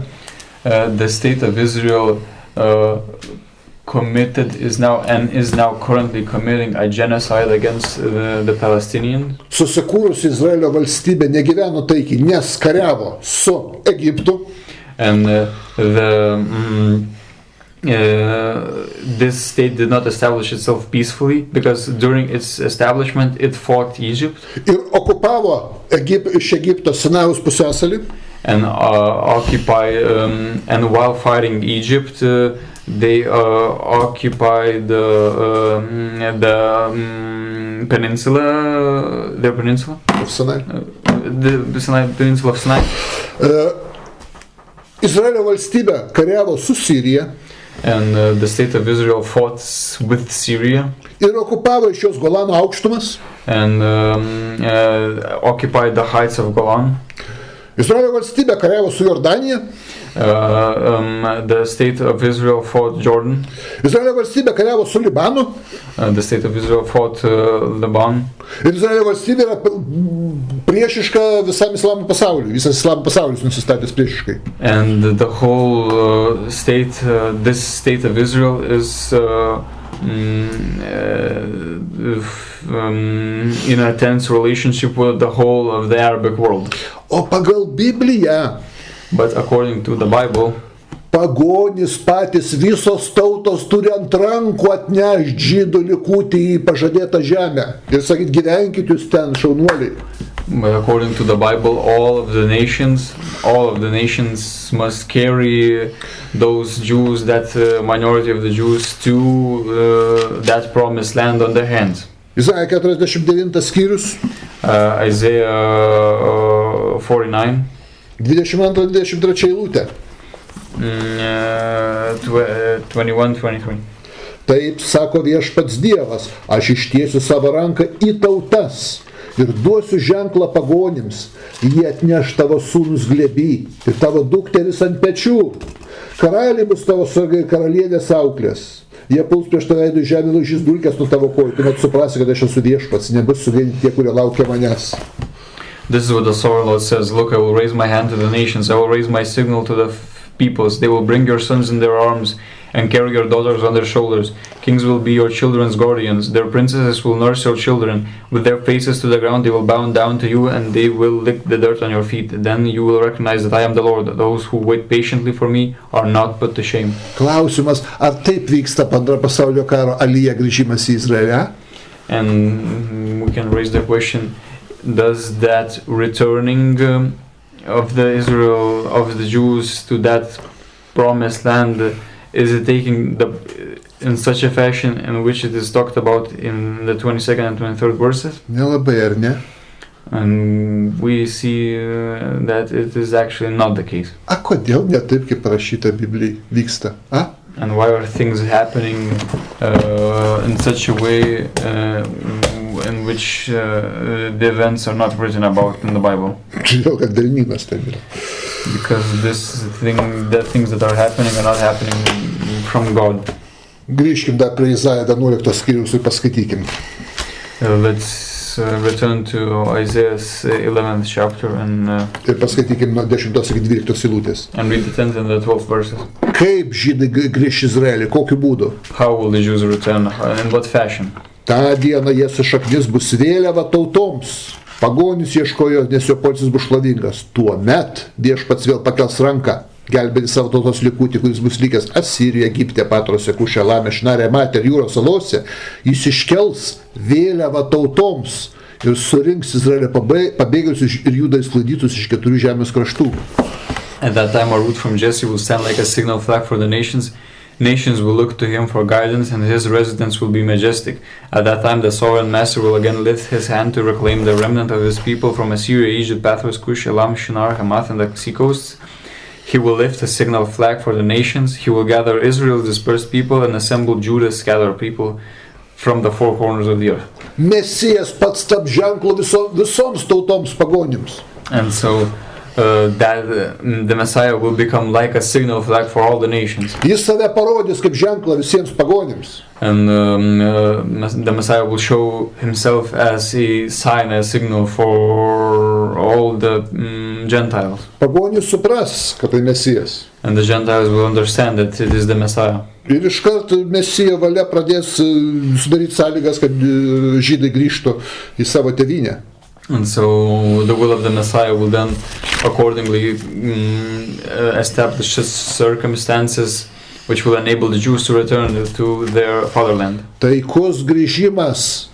And that returning will be peaceful. Ir ne žydų iniciatyva, bet Mesija ir pagoniškų tautų iniciatyva, jie turi sugrįžti ir atkurti savo valstybę. And this returning will take place not according to the will of the Jews, but through the will of the Messiah and the other nations. Izaijo 60 skyrius. And let's see Isaiah 60th chapter. Nuo 2 iki 6 eilutės. From the 2nd to the 6th verses. Štai tamsa padengs žemę ir tautas, bet viešpats pakils virš tavęs, virš Jeruzalės, reiškia. Tautos ir karaliai ateis prie tavo šviesos spindesių. Pirma ateis tautos ir karaliai prie Jeruzalės. Pakelk savo akis ir apsižvalgyk aplinkui, jie visi renkasi pas tave. Dvitaškis. Tavo sūnus ateina iš toli, tavo dukteris atnešamas ant rankų. Tu tai matysi ir spindėsi iš džiaugsmo, tavo širdis sudrebės ir išsiplės, kai jūros pilnybės gręžti tave ir pagonių stiprybė ateis pas tave. For look, darkness covers the earth and deep darkness covers the nations, but the Lord shines on you. His splendor appears over you. Nations come to your light, kings to your bright light. Look all around you. They all gather and come to you. Your sons come from far away, and your daughters are escorted by guardians. Then you will look and smile. You will be excited, and your heart will swell with pride. For the riches of distant lands will belong to you, and the wealth of nations will come to you. Mesijas taikiai apsigyvens Palestinoje ir iš ten užsiims propagandą į visas tautas. And the Messiah will find his place of residence peacefully in Palestine, and from there will take up the propaganda to all the nations. Tautų valdovai važiuos pas jį, kaip kažkada Sabijos karalienė pas Saliamoną. And the heads of states will come to him as once the queen of Sabia came to Solomon. Jis sako, ant rankų neš tavo sūnus, tai yra Izraelitus į pažadėtą žemę. And the sons of Israelites will be carried on arms to that promised land. Koks grįžimas bus taikos, gražus ir ne žydų iniciatyva.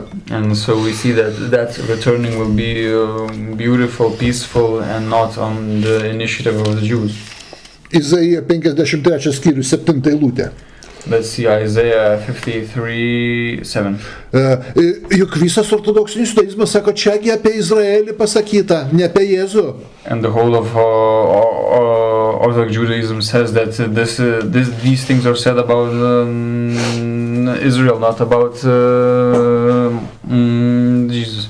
Sako, jis buvo kankinamas ir žeminamas, bet netvėrė savo burnos, kaip avinėlis vedamas pjauti, kaip avis, kuri tyli prieš kirpėjus, jis netvėrė savo burnos. He was treated harshly and afflicted, but he did not even open his mouth, like a lamb led to a slaughtering block, like a sheep silent before his shearers. Tas Izraelis, paskutinis Izraelis Mesijo laiku, jis nesipriešins jokiom tautom, jisai su nieko nekonfliktuos, su nieko nekariaus. And that Israel, which will be present at the last times, will not be in conflict with any kind of nations. It will have peaceful relationships with all the nations. Ne tai kaip šita agresyvi dvokianti valstybė, vadinama Izraeliu. Not like this current harsh state which is named Israel. Pažiūrėkime, patarlių 16:7 pagal Bibliją, kaip veiks viskas. Let's see, for example, Proverbs 16:17, and what kind of fashion things will take place.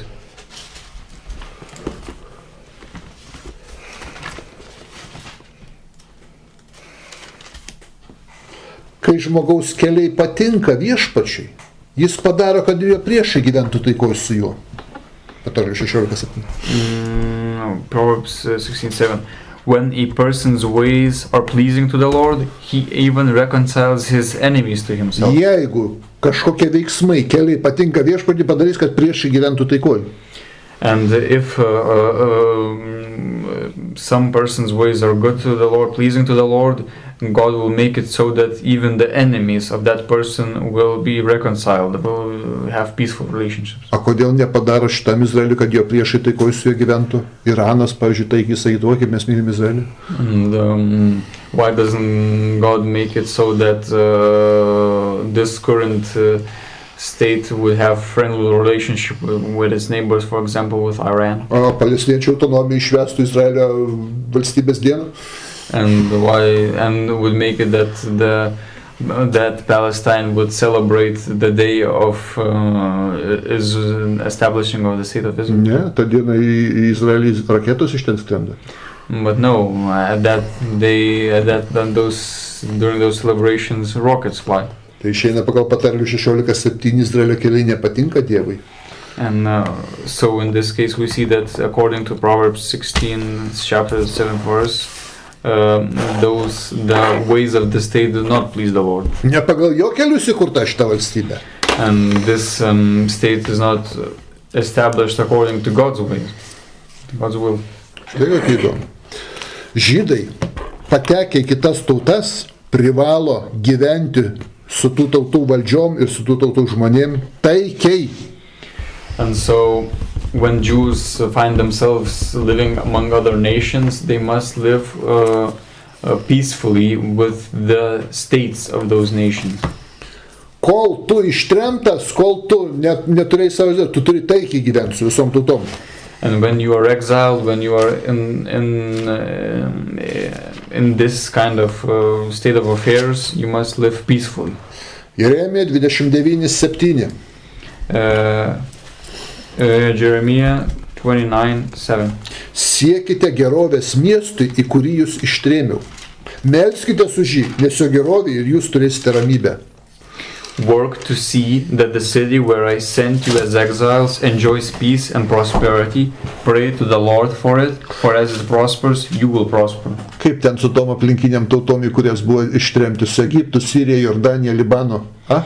And what is the case with those countries in which they were exiled to Egypt, Syria, Lebanon? Kaip ten su ta jų gerovė? How is with the welfare there? Žydai siekia, Izraelis siekia jų gerovės, jie nesupranta ir gatava. And is it the case that Israel really tries to work for their welfare, work for their prosperity, for the prosperity of those surrounding countries? Žiūrėkim, kaip tremti turi žydeltis. And let's see how the Jews must act when they are in exile. Danielio 6 skyrius. Daniel chapter 6. 21-22 eilutė. Verse 21-22. Kaip kalba Danielius su pagonių karalium. Let's see how Daniel speaks to a king of the Gentiles. Babilono tremtyje. In the exile, during the exile of Babylon. Danielius atsiliepia, karaliau, gyvuok per amžius. Mano Dievas atsiuntė angelą, kuris užčiupė liūtų nasrus ir jie nesužeidė manęs, nes jo akivaizdoje buvau nekaltas. Taip pat ir tau, karaliau, nepadariau jokio nusikaltimo. Then Daniel spoke to the king, O king, live forever. My God sent his angel and closed the lions' mouths so that they have not harmed me, because I was found to be innocent before him, nor I have done any harm to you, O king. Ar taip Izraelis su arabų šalim kalba? And does Israel talk with the Arab countries in such a fashion? Atsiverskime Jeremiją 27 skyrių. Let's see Jeremiah 27. Nuo 6 iki 17 eilutės. From the 6th to the 17th verses. Žiūrėkit, kalba apie Babiloną. It's talked about Babylon here. Į kurį žydai buvo ištremti. To which the Jews were exiled. Dabar aš atidaviau visą šalis mano tarnui, Babilono karaliui, Nebukadnezarui, net laukinių žvėris jam atidavau, kad jam tarnautų. Jam tarnaus visos tautos, jos sūnui, jos sūnaus sūnui, kol ateis jo šalies metas. Daug tautų ir galingų karalių tarnaus jam. Tautą ar karalystę, kuri Babilono karaliui netarnaus ir nepalenks sprando po jo jungų, aš bausiu kardu, badu ir maru, sako viešpats, kol išnaikinsiu jo rankomis. Todėl neklausykit savo pranašų, žinių, sapnuotojų, burtininkų ir kerėtojų, kurie sako, jūs netarnausit Babilono karaliui. Jie jūs apgaudinėja, kad pašalintų jūs iš jūsų žemės, aš ištremčiau jūs žūtumėt. O tautas, kurios palenks sprandus po Babilono karalius jungų ir tarnaus jam, aš paliksiu jų žemį, kad jos jie dirbtų ir joje gyventų, sako viešpats. Judo karaliui Zedekijui aš kalbėjau tais pačiais žodžiais. Palenkit sprandus, po Babilono karaliaus jungu ir tarnaukit jam bei jo tautai, tada išliksite gyvi. Kodėl tau karaliui ir tavo tautai mirti nuo kardo, bado ir maro, kaip Viešpats grasina tautai, kuri netarnavo Babilono karaliui? Neklausykit pranašų, kurie jums sako, jūs netarnausit Babilono karaliui. Jie jums meluoja, aš jų nesunčiau, sako Viešpats, tačiau jie pranašauja melus mano vardu, kad aš juos išvaryčiau ir jūs žūtumėt, ir jūs pranašai, ir jūsų pranašai, kurie jums tai pranašauja. I have at this time placed all these nations of yours under the power of my servant, King Nebuchadnezzar of Babylon. I have even made all the wild animals subject to him. All nations must serve him and his son and grandson until the time comes for his own nation to fall. Then many nations and great kings will in turn subjugate Babylon. But suppose a nation or a kingdom will not be subject to King Nebuchadnezzar of Babylon. Suppose it will not submit to the yoke of servitude to him. I, the Lord, affirm that I will punish that nation. I will use the king of Babylon to punish it with war, starvation, and disease until I have destroyed it. So do not listen to your prophets or to those who claim to predict the future by divination, by dreams, by consulting the dead, or by practicing magic. They keep telling you, you do not need to be subject to the king of Babylon. Do not listen to them, because their prophecies are lies. Listening to them will only cause you to be taken far away from your native land. I will drive you out of your country and you will die in exile. Things will go better for the nation that submits to the yoke of servitude to the king of Babylon and is subject to him. I will leave that nation in its native land. Its people can continue to farm it and live in it. I, the Lord, affirm it. I told King Zedekiah of Judah the same thing. I said, submit to the yoke of servitude to the king of Babylon. Be subject to him and his people, then you will continue to live. There is no reason why you and your people should die in war or from starvation or disease. That's what the Lord says will happen to any nation that will not be subject to the king of Babylon. Do not listen to the prophets who are telling you that you do not need to serve the king of Babylon. For they are prophesying lies to you. For I, the Lord, affirm that I did not send them. They are prophesying lies to you. If you listen to them, I will drive you and the prophets who are prophesying lies out of the land, and you will all die in exile. And I also told the priests and all the people, the Lord says, do not listen to what your prophets are saying. They are prophesying to you that the valuable articles taken from the Lord's temple will be brought back from Babylon very soon. But they are prophesying a lie to you. Taigi yra mintis čia tokia nustatytas laikas, kada aš pats jūs išvesiu iš Babilono, kai reikės. But and the meaning here is that God will himself exile them, save them from Babylon when the time is right, when the term is over. Nebandykit patys savo nuožiūrą, savo iniciatyvą išsilaisvinti iš tremties. And it is said that you should not try to free yourselves from that yoke, free yourselves from that subjugation yourselves on your own will. Nei tokių kunigų, nei tokių pranašų, jeigu jums tai sakys, netikėkit, aš jų nesunčiau. And God himself says that do not believe such priests or prophets who say that you should free yourselves from that subjugation. And God says, I did not send them. Geriau ir neapibūdinsim sionizmo, kaip čia pasakyta. And we cannot describe Zionism in a better way. Kaip jau sakiau, šiandien tik labai nedidelė dalis žydų laikosi antisionistinių pozicijų. And as I have mentioned, only a very small part of the Jewish nation holds an anti-Zionistic position. Nors antisionistinė pozicija visada buvo iki pat antro pasaulinio karo, žydų buvo dominuojant, tai buvo faktiškai dogma, kaip mesijo atėjimas, nežinau, kaip kiaulienos nevalgymas. And even though before the Second World War, the anti-Zionistic position was very influential and even was held as a dogma, the same as the coming of the Messiah or not eating pork. Gaila šiandien, kad ir tarp reformistų tik labai nedidelė dalis reformistų, nedidelė dalis rabinų jie antisionistinės pozicijos laikosi. And it is sad that only a few of the reformists, of the contemporary Jewish reformists hold this anti-Zionistic position. Mes esam vieni iš jų. And we are one of them. O tarp ortodoksų irgi labai nedaug, bet yra antisionistų. And And among the orthodoxies, only a few. There are a few that hold anti-Zionistic positions. Egzistuoja tokia Vengrijos litvakų grupė, There exists such a Hungarian group of Litvaks, vadinama Natūriai karta, miesto sargybiniai. Whose name is Natūriai karta, the guardians of the city. Jie aršus antisionistai, meldžiasi už Izraelio žlugimą, meldžiasi už Irano sveikatą ir laimę. And they are very fiery anti-Zionists. They pray for the fall of the state of Israel and for the health of Iran. Izraelyje eina į demonstracijas, nešioja palestiniečių vėliavas. They go to demonstrations in Israel, they carry Palestinian flags. Degina Izraelio vėliavas. They burn the flags of Israel. Taip pat pasaulyje yra, gal nemažai apie 100 000, taip vadinami Satmaro hasidai. And there are about 100,000 people in the world that are Satmar Hasids. Satmaro hasidų pagrindinis rabinas Teitelbaumas buvo labai aršus antisionistas. And the main rabbi of this movement was a very fiery anti-Zionist. Su jo mintim galima sutikti ir mums kai kurioms.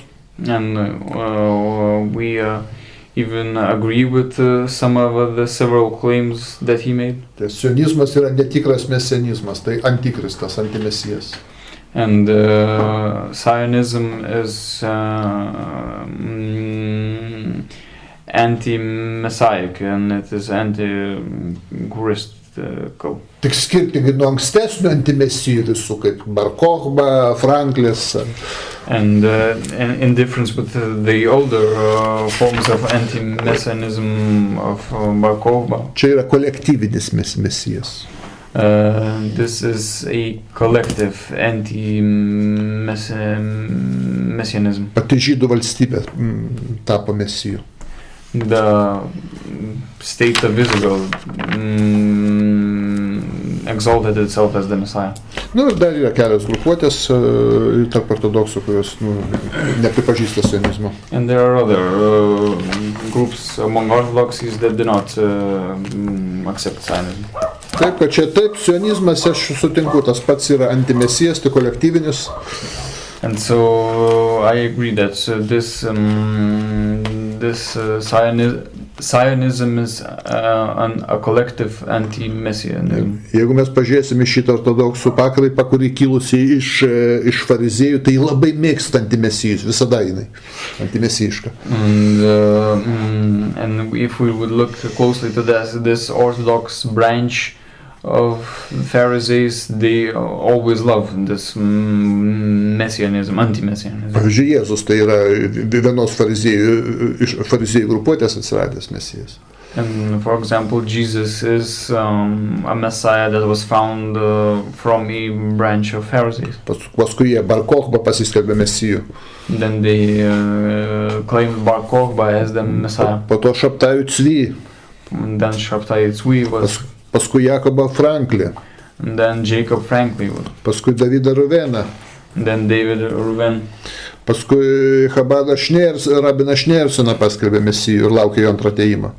Then Rabbi Schneerson was claimed as the Messiah, and they were waiting his second return. Sionistai yra toks kolektyvinis mesijas, pati valstybė. Izraelis yra faktiškai kaip dieviškas Dievo pasiuntinys nužengęs į žemę, jiem šita valstybė dieviška. And Zionism is in a way claim that this state is the Messiah, which was put down from heaven to save the Jews. Taigi tokios valstybės įkūrimas veda žydus į didelės problemas. And so the creation of such a state drives Jews to very deep problems. Jų bus labai daug. And those problems will be numerous. Paskutinė jų, kaip jau sakiau, Gogo ir Magogo karas. And the last of them will be the war of Gog and Magog. Kuri baigsis maždaug taip, Zacharijo 13:8, pažiūrėkime. which will end in the fashion in which it is written about in Zechariah 3:8. 13. Zechariah 13:8. Visame krašte, sako Viešpats, 2/3 bus sunaikinti ir žus, tik 1/3 išliks. It will happen in all the land, says the Lord, that 2/3 of the people in it will be cut off and die, but 1/3 will be left in it. 14 skyrius 2 eilutė Zacharijo. Zechariah 14:2. Visos tautos bus sušauktos ko prieš Jeruzalę, miestas kris, namai bus apiplėšti, moterys išprievartautos, pusė miesto gyventojų bus išvesti nelaisvėn, kita pusė liks mieste. For I will gather all the nations against Jerusalem to wage war. The city will be taken, its houses plundered, and the women raped. And half of the city will go into exile, but the remainder of the people will not be taken away. Taigi, 2/3 žudyta bus žydų Izraelyje. And 2/3 will be killed in Israel. Likę sužeisti, sužaloti, kankinti, moterys išprievartautos, ta 1/3. And the left third will be then will suffer great injuries and some of them raped. Ir tik tada Dievas įsikiš, pasirodys Mesijas Josefas. And only then God will intervene and the Messiah will appear, Joseph. Ir bandys tą 1/3 išgelbėti. And will try to save that third. Štai toks mano požiūris apie Izraelį. So this is my view concerning Israel. Aha. Dabar dar turim gal labai nedaug laiko, minutėlę dar vieną klausimą paimkim. Dėl apsivalymo. And then the other question about cleansing. Nes Biblijoje yra įvairius apsivalymai po sėklos įsileimo. And there are various cleanses written about in the Bible. For example, the cleanse after the spilling of the seed. Po menstruacijų, po gimdymo, po susiteršimo lavonų. From menstruations, from giving birth, from touching a corpse. Kodėl, sako, mes nepraktikuojam to apsivalymų, nes jie Torah yra. And the question raises the question: why do we not practice these cleanses? Because they are present in the Torah. Pradėkim filosofiškai iš toliau pažiūrėti. And let's see philosophically from afar. Atsiverskim skaičių 19 skyrių. Let's see Numbers 19. Ir paskaitykim apie įvairias rūšis susitepimo mirusiuoju. And let's read about the various ways of uncleanliness by touching a corpse. Va, žiūrėkim, 14 eilutė. And let's see the 14th verse. Šitas yra įstatymas apie žmogų mirusį palapinėje. Visi, kurie įeina jo palapinę ir visi ten esantys bus nešvarūs 7 dienas. This is the law. When a man dies in a tent, anyone who comes into the tent and all who are in the tent will be ceremonially unclean 7 days. Jau patekai į patalpą, kur yra lavonas, viską susitepiai. And if you enter a place in which there is a corpse, you are instantly unclean. 15 eilutė sako, net indas, kuris neturi dangčio, bus suteptas. And the 15th verse reads, and every open container that has no covering fastened on it is unclean. Viskas, net indus sunaikinti reikia, arba uždengti. Even the various containers must be destroyed or hidden. Čia patalpoj. In a place, in a room. O dabar žiūrėkit lauke, 16 eilutė. And now let's see the 16th verse, what happens when it is outside.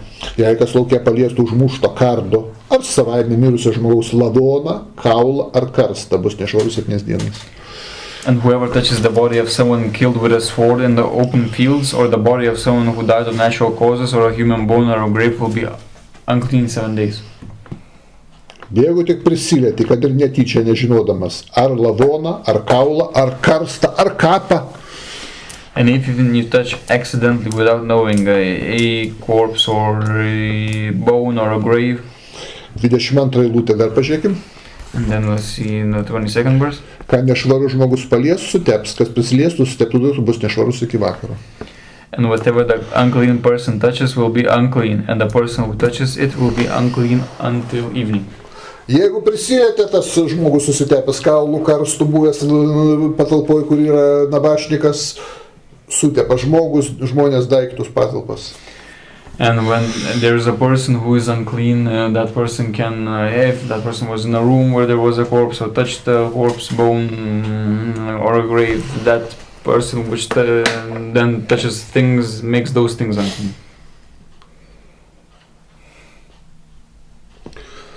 Štai koks yra dalykas. Ir kaip apsivalyti nuo šitų susitepimų mirusiųjų? And so, and how can one be clean from these things? 19 skyrius, visko gal neskaitysiu, paskaitysit patys.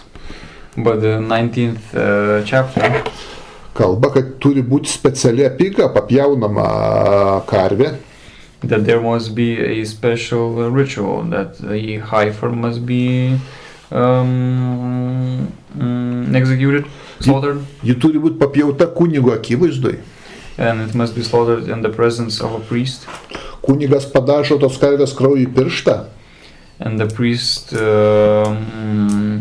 takes some blood with his finger. Eina prie šventyklos ir pašlaksto įėjimą. Goes 7 kartus. Goes to the entrance of the temple and sprinkles it 7 times. Tada karvė sudeginama.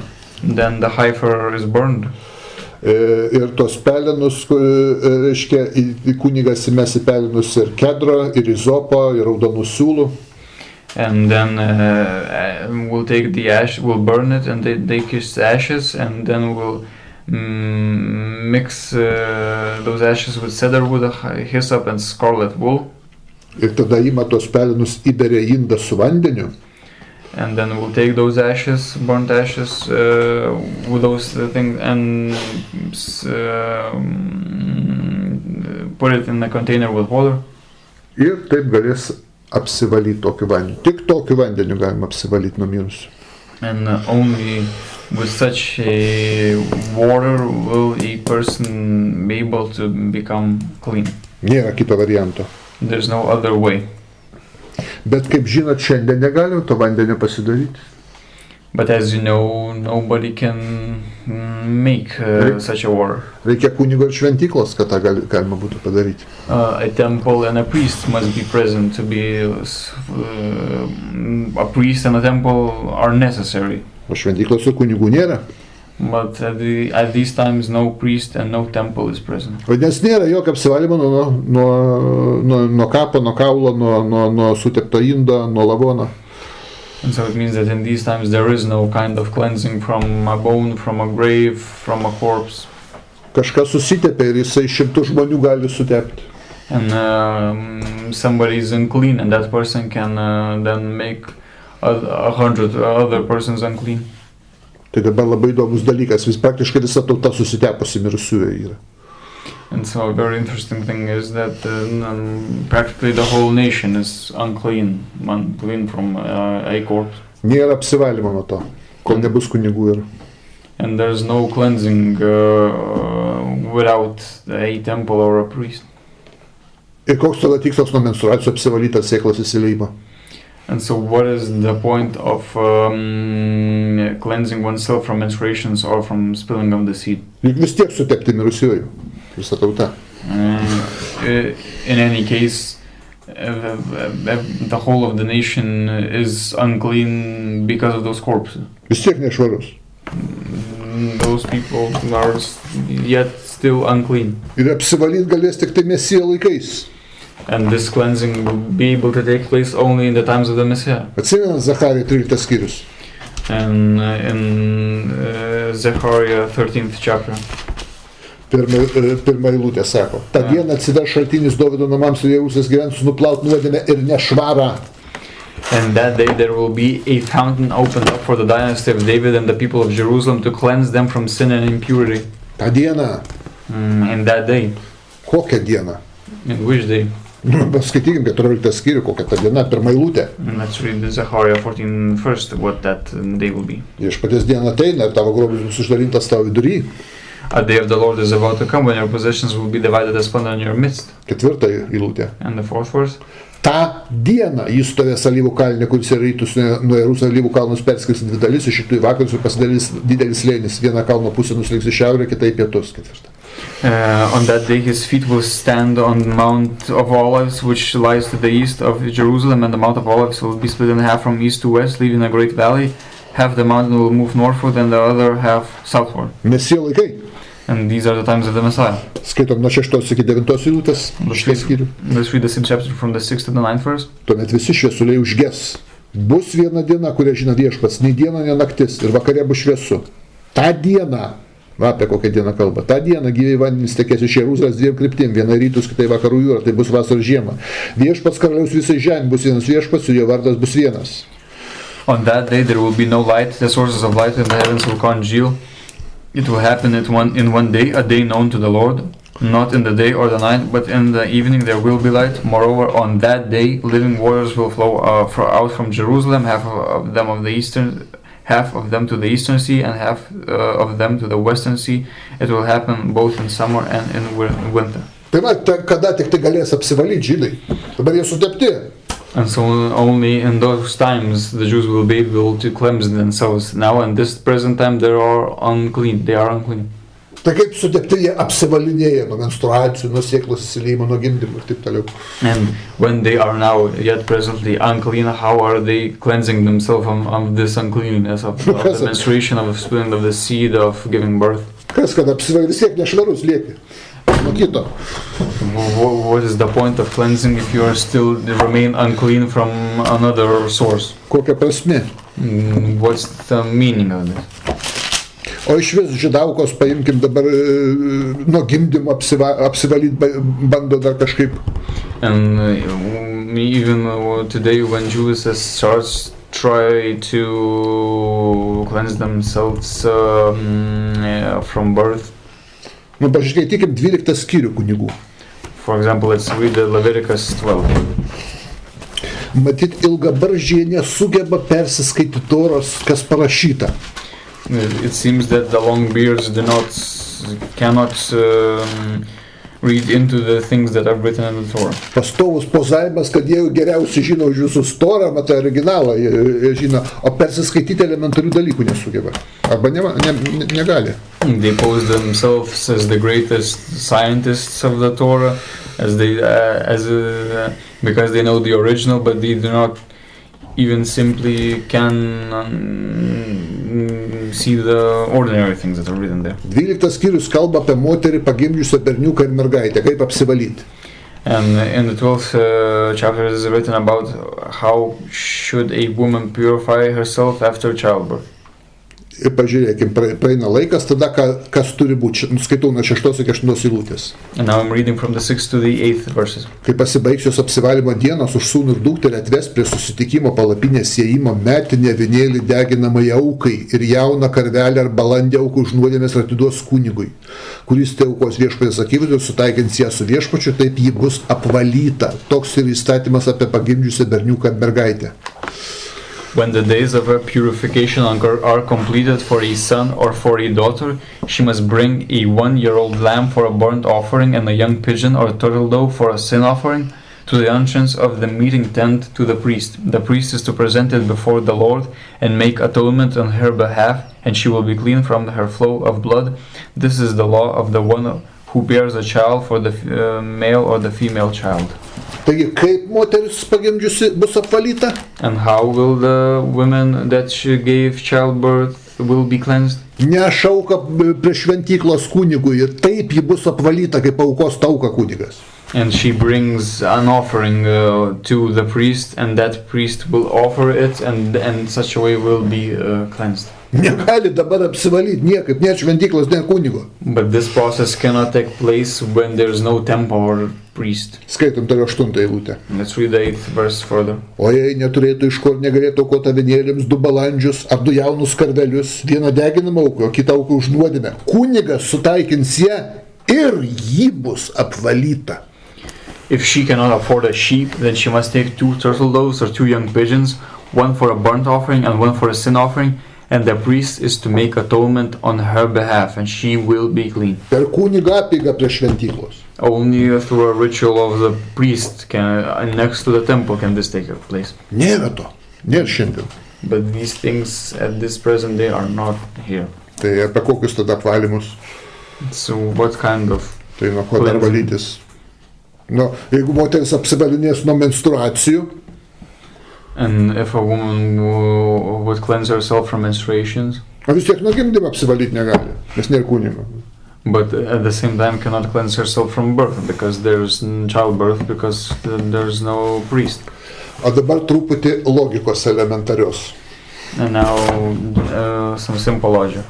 Kadangi ortodoksinis judaizmas ir logika elementari, tai nesuderinami dalykai, tai nėra tokio dalyko. Because Orthodox Judaism and simple logic are things that are not compatible. Nu, bet vis tiek pabandykim. But we should just at least try. Gerai, apsivalymas, pavyzdžiui, po gimdymo menstruacijos šventyklai kunigas atlieka aukojimą. For example, the cleansing of a woman after childbirth or menstruation takes place in the temple through the priest. O kaip apsivalyti moterį, nuo kurios šventykla 400-500 km? And how should a woman cleanse herself which lives 500 or more kilometers away from the temple? Ar vyrui nuo sėklos įsileimo? Or for a man from the spilling of the seed? Jeigu šventykla 1500 km nuo jo. How could that man cleanse himself when that temple is 1,500 kilometers away? O greitųjų traukinių nebuvo tuo metu? And no fast trains were present in those times? Su asiliuku ar kupranugariu keliausi savaitėmis į vieną pusę. And so with a donkey or with a camel you would travel for weeks on end. Tai grįždami su to karavanu iki pat namų dar 6 kartus ar 7 susiteps.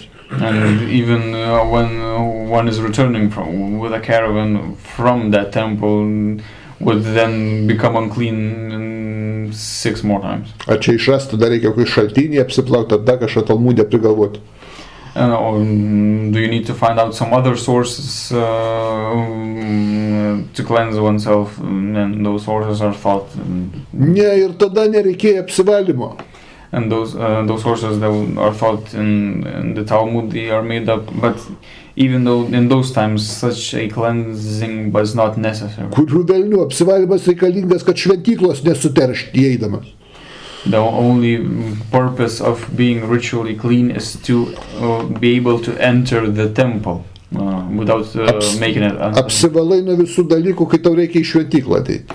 You cleanse yourself from all of the things when you need to enter the temple. Aiškiausiai Tora kalba, kad šventyklos nesuterškit ir viskas.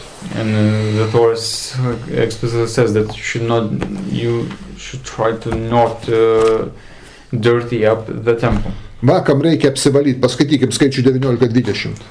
And let's read it in Numbers 19:20. The reason why one should be clean. Jei kas nebus to būdą apvalytas, jis bus išnaikintas iš Izraelitų. Nesutepė viešpatės šventyklą.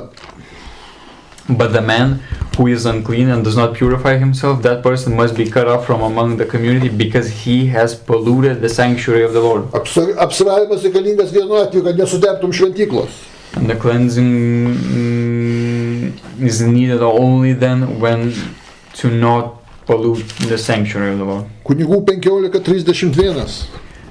Leviticus 15:31. Judų mokysite Izraelitų saugoti susitepimo, kad nemirtų dėl savo nešvarumo ir kad nesuteptų mano palapinės.